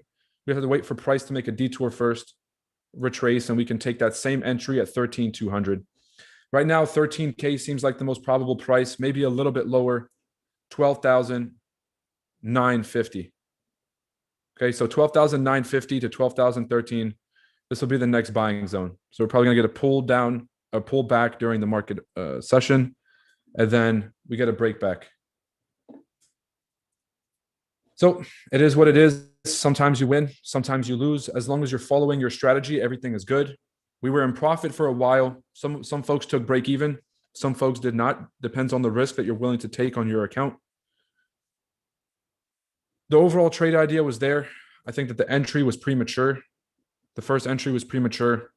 Third entry was spot on. in my opinion, but I think, yeah, market's just pulling a bit bearish first before we make it up. So I got out. If we end up closing back above this support level at 13,200 and retesting it as a floor, that'll indicate another long position. If we close below, then just wait for a pullback, and I think we're going to continue shorting. I don't want to short this. We're still in the middle of the range. I'd much rather wait for price to get back down to the lows and go long, or wait for it to get to 13,500 and go short. All right, trading in the middle of the ranges, always tough, always has a bit more risk. So for now, move that out of the way. All three of those were losses. And we'll come back later to make our money back.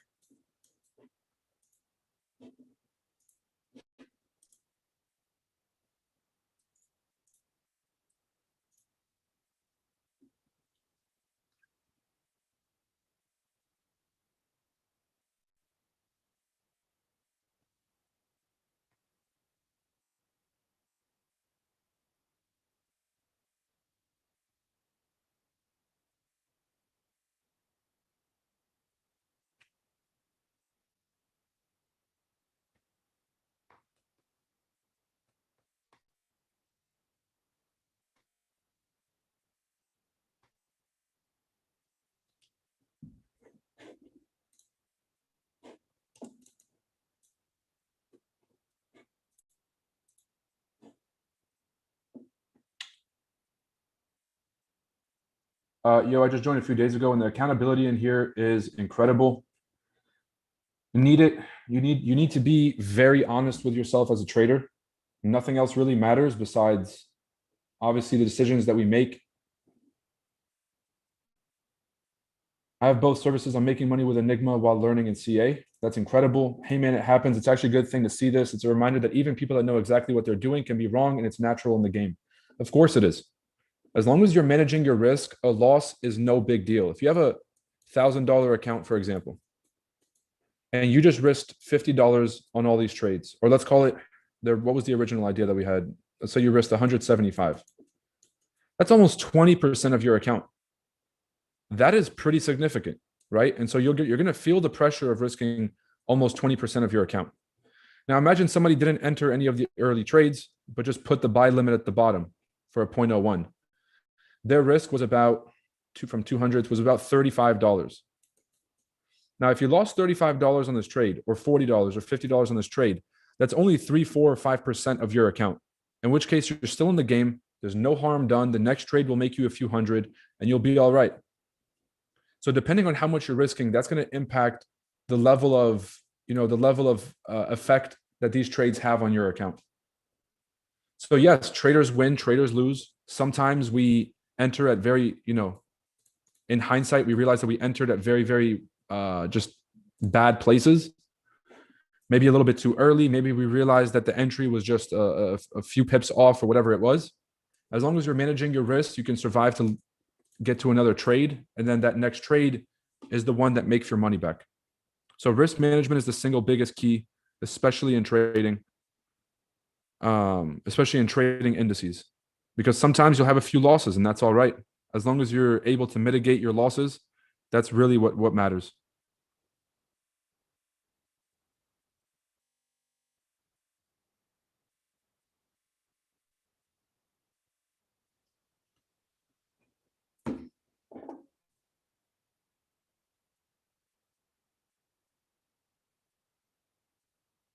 Hey, boss, when is the dead time zone for indices? It's going to be around lunchtime, so 1 p.m. to 2:30 or 3 p.m. Let's call it right after London session closes. And then there's like the few hours after London session closes. Yo, Roy, thoughts on US oil? I've actually I've loved what I've been seeing. The price of oil has been absolutely crashing. And this is really, really good to see. It's a combination of Biden went to Saudi Arabia, did a giant apology tour. OPEC got their shit together, kind of. And we're back making friends with some of the other nations in the world that have oil. So you guys look at this. We reached the high per barrel of WTI crude.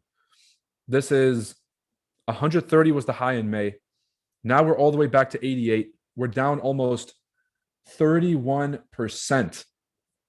And that's why we've seen gas prices come down. The national average for gas was $5 a gallon across the country. Right now, we're sitting about 407.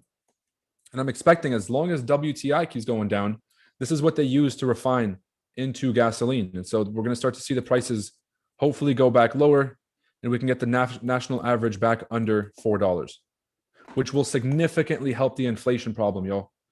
If the price of gas comes back down, that's the majority of people's headline inflation that they're dealing with. So you bring the cost of energy down, people spend less, they have more money in their pockets, and hopefully we can start to combat inflation that way. So oil hopefully keeps going down.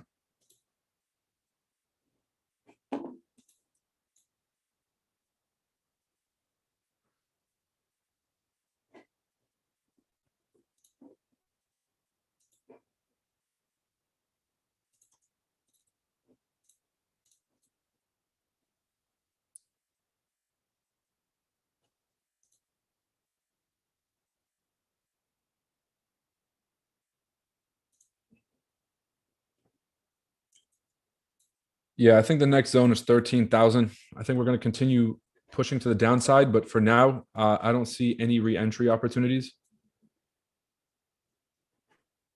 We could stay on for probably a little bit longer, just to see if we get some re-entries. But as of right now, doesn't look like there's anything too promising.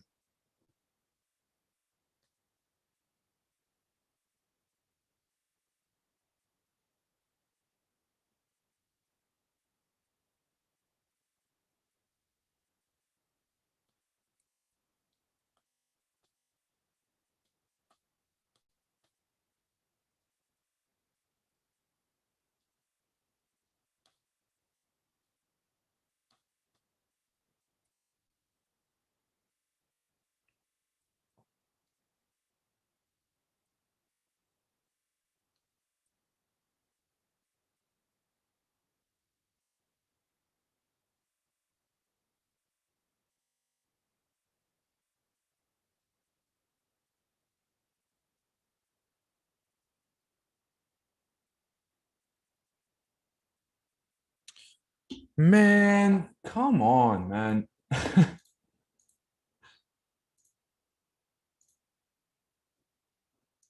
That's fucking crazy. I know you were talking about. Yep. Came all the way to the lows. Son of a bitch.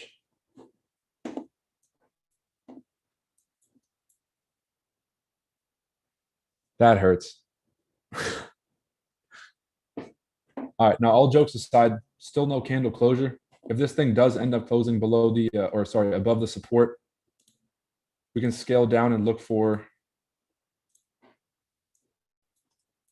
So, like, if this thing comes up, closes back bullish, then we can wait for a pullback and take the market long. This thing could just end up wicking back down. So we'll wait for a solid closure first.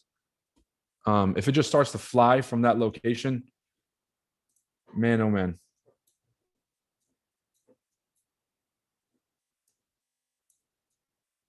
By man, oh man, I mean, naturally as a person, I would get very, very upset. However, as a boss-ass trader, I understand there's other opportunities, and so I'll be able to make my money back on a re-entry somewhere. But yeah, let's be patient. Let's see if this candlestick closes above that support like this.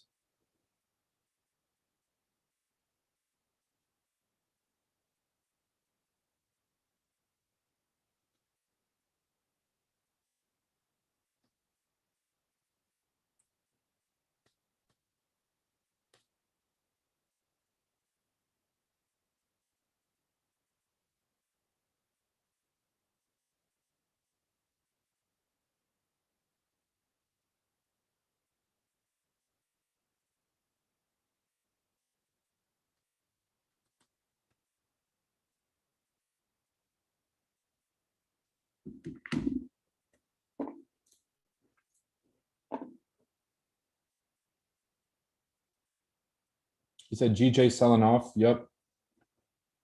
Said valid buy zone. Yep. Stop loss hunting. Yup. I think the retracement is for a short opportunity. That's what I'm trying to identify. I don't want to just jump in longs again because since we violated below the lows, this could just be a retest to continue shorting. Once we close above the lows, that's a different story. If the body closes above, then we're in for longs to the upside.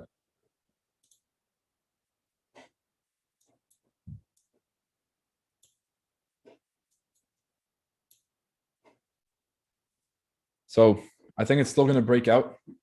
That's what that patience is for. We have about 8 minutes for that candle closure. We'll wait it out, see how it plays.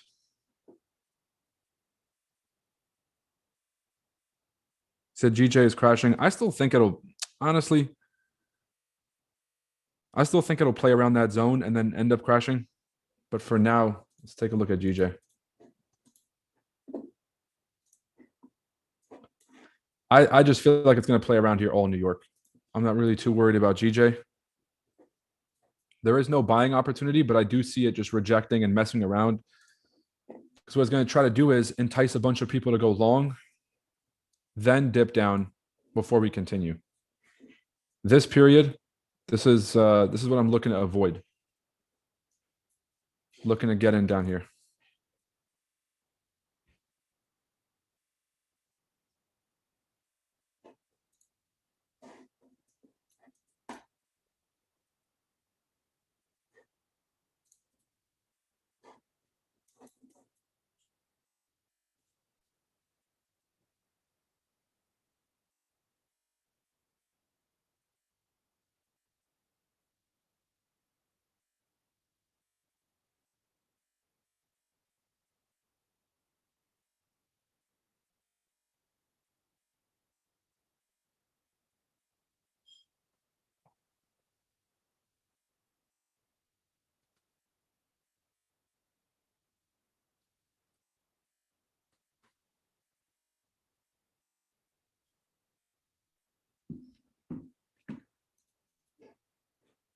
I got no business being that low of a time frame on GJ.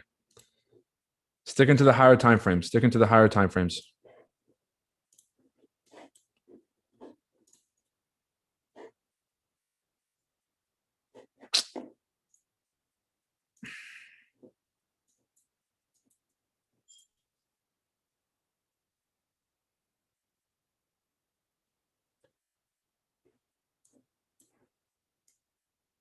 You guys see this? Fake up, fake down. We had the fake up. We had the fake down. All I need is a retest of the lows. That'll give me an indication to take the market up.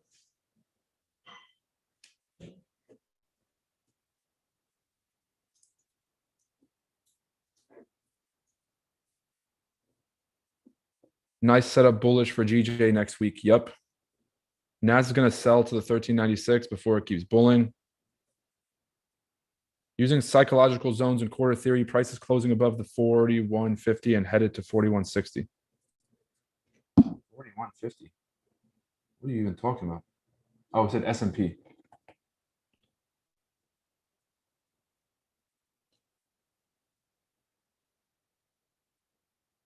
So I used Oanda and it was perfect. Yeah, shout out to Oanda.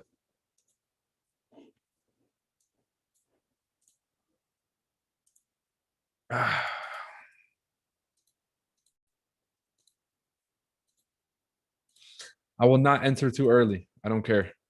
I'll miss the fucking trade.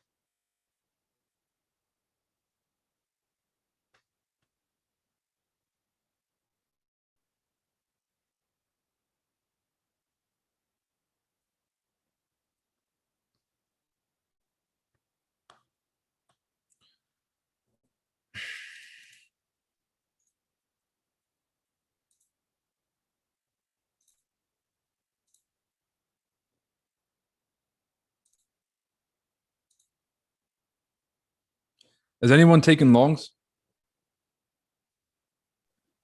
I'm in longs. It's looking good. It's looking good.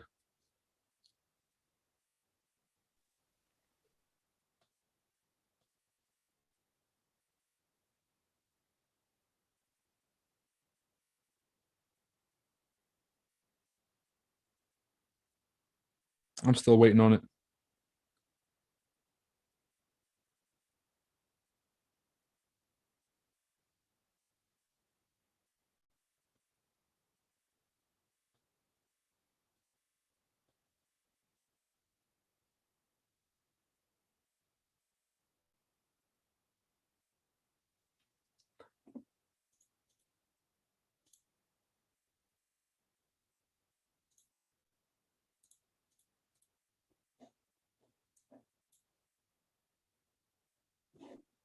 All right, so here's going to be my re-entry. This thing is pushing back bullish. God damn it. Probably 30 minutes more of waiting could have avoided that whole situation. There's the impatience, man. There's the impatience. We can all fall into it. I'm on a stream with you guys. Not trying to waste anyone's time. So little lack of patience showed its way in. At the end of the day, there's always a re-entry opportunity. Price did exactly this. Had the fake up, came down to fake down, grabbed liquidity, could potentially push the upside now. So I'm going to put my buy limit, not really a buy limit. I'll have my my alert set at 13,200. So I'm going to do is I'm going to add an alert.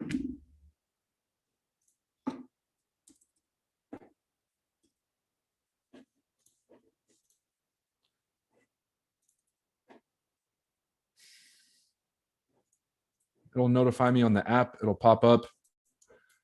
So when price gets back down here, I can see if it's still forming support.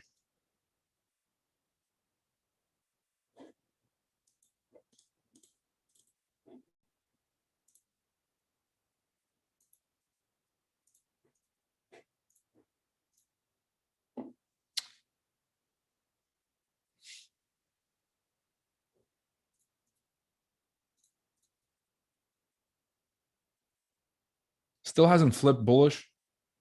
Obviously a massive rejection here, but it still hasn't flipped bullish. I'm going to delete this for now.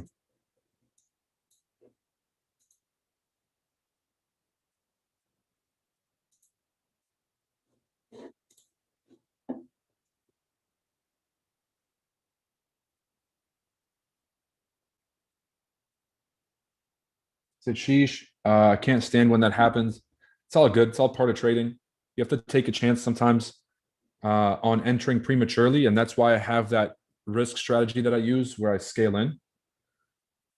But reducing my losses and reducing the amount of money that I'm exposing to the markets, that's more important to me than this feeling of I entered a trade and I'm missing out or whatever. So reducing my risk was my first priority. That's something I don't regret at all. The decision right now to re-enter is going to be based on a solid closure. If I see that, I'll have the confidence to get back in. But the original decision wasn't really about, do I think it's going to play out or not? It's reducing my risk. So ain't no thing.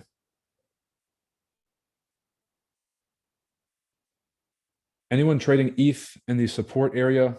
No, but I'm buying cryptos like fucking mad. I've been buying cryptos like mad for the past few months.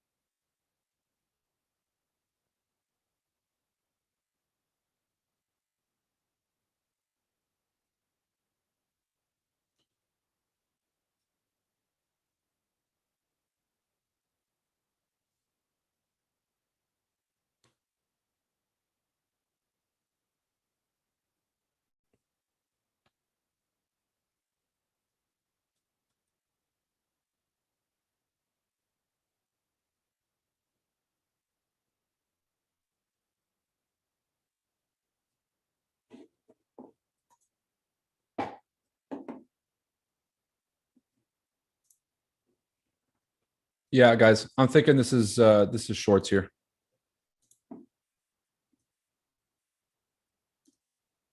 Obviously, we'll see how it reacts around the 13,200, but this is looking pretty bearish. We just rejected the 50 here, and we're going to end up coming out and closing outside the range. If we can't seem to break this support, we bounce back up. You guys know that that's the official floor. But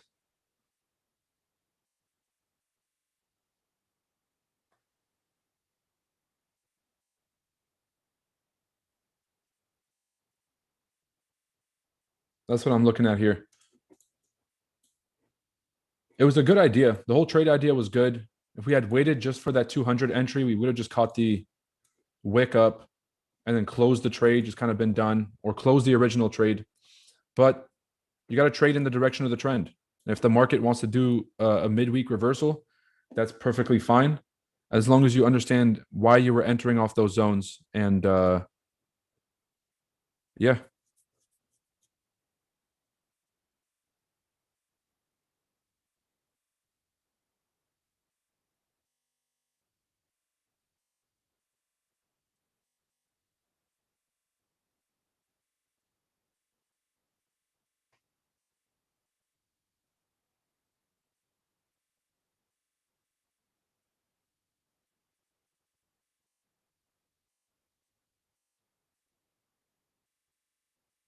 All right, this is honestly one of the slowest days I've ever seen on NASDAQ. Ladies and gentlemen, this is like watching grass grow.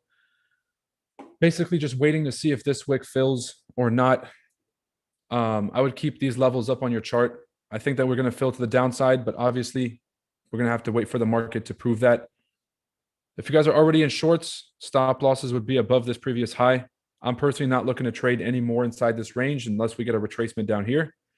Around 13,000, we can look to go long, and 13,500 is the range. So basically 12,295 up to 13,500. That's the range that we're playing in now. Keep those levels on your charts. As of today, it's very, very, very low volume.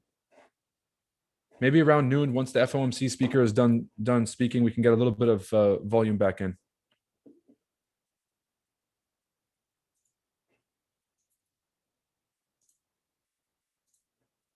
Oh, beautiful rejection on U30.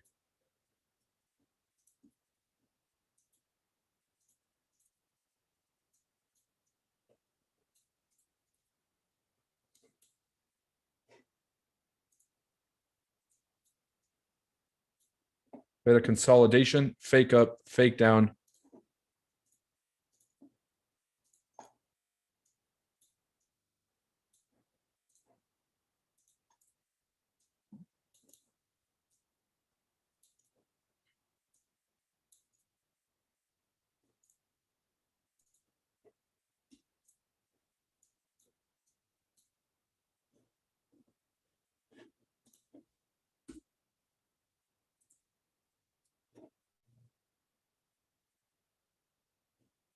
Oh yeah, Mario just put up his explanation for the same zone. Break and retest, inverted head and shoulders, push up to the upside. Inverse, head and shoulders here. So it could play around. Like don't expect this to be an easy road, but if you hold long enough, I do see this move continuing to play out. U30 and NAS can move in opposite directions. All right, everybody. I know it's been a pretty slow stream. I honestly can't wait for the summer to be done so we can get back to work, like just get back to regular market movements and actually have bigger swings during the New York market open. But it is what it is. We'll take what the market can give us. It's great to see everybody this morning. If you guys are watching on NAS or if you guys are watching on YouTube, if you wouldn't mind dropping a quick like and subscribe, drop a quick like button on the video. And if you guys are watching this on Zoom, Chart Addicts members, I know it was a pretty wonky day today. Tried to take entries a bit too early. Some protected, some didn't, and we closed in a loss. Is there a re-entry opportunity? Potentially. But as of right now, I'm just going to let the market develop and maybe come back later in the session.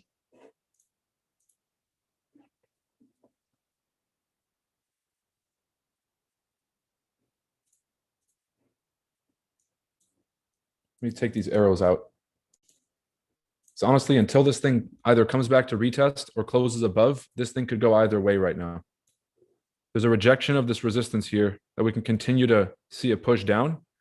But here's the low. And as far as I can tell, price is still closing above. Price is still closing above. So as long as we're closing above these lows, we can still see a push to the upside.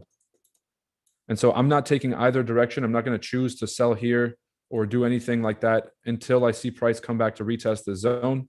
If we get a rejection, that bullish move is looking very enticing. If we just straight close through, you guys know the deal. 13,000 is that bottom side target.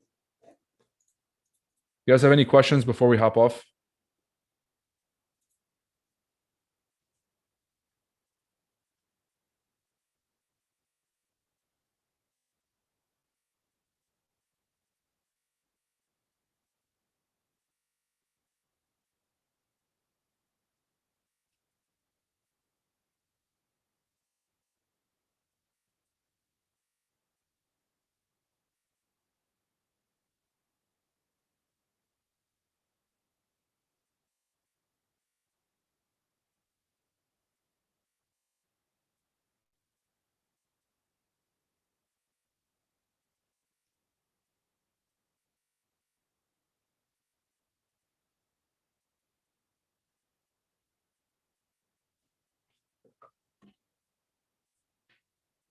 All right, y'all. If you're watching this on YouTube, I'll catch you guys later.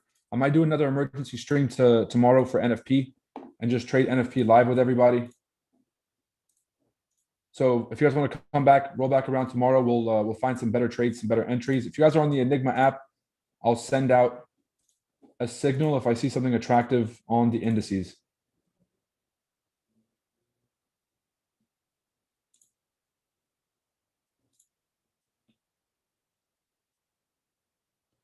The Enigma app doesn't notify when signal drop. That's not true at all. Push notifications are enabled. As long as you've enabled notifications on your phone, they will come directly to you like a text message. Watching this directly from South Africa, this was a great live, learned a lot. Timothy, great to have you as always. Appreciate you stopping by.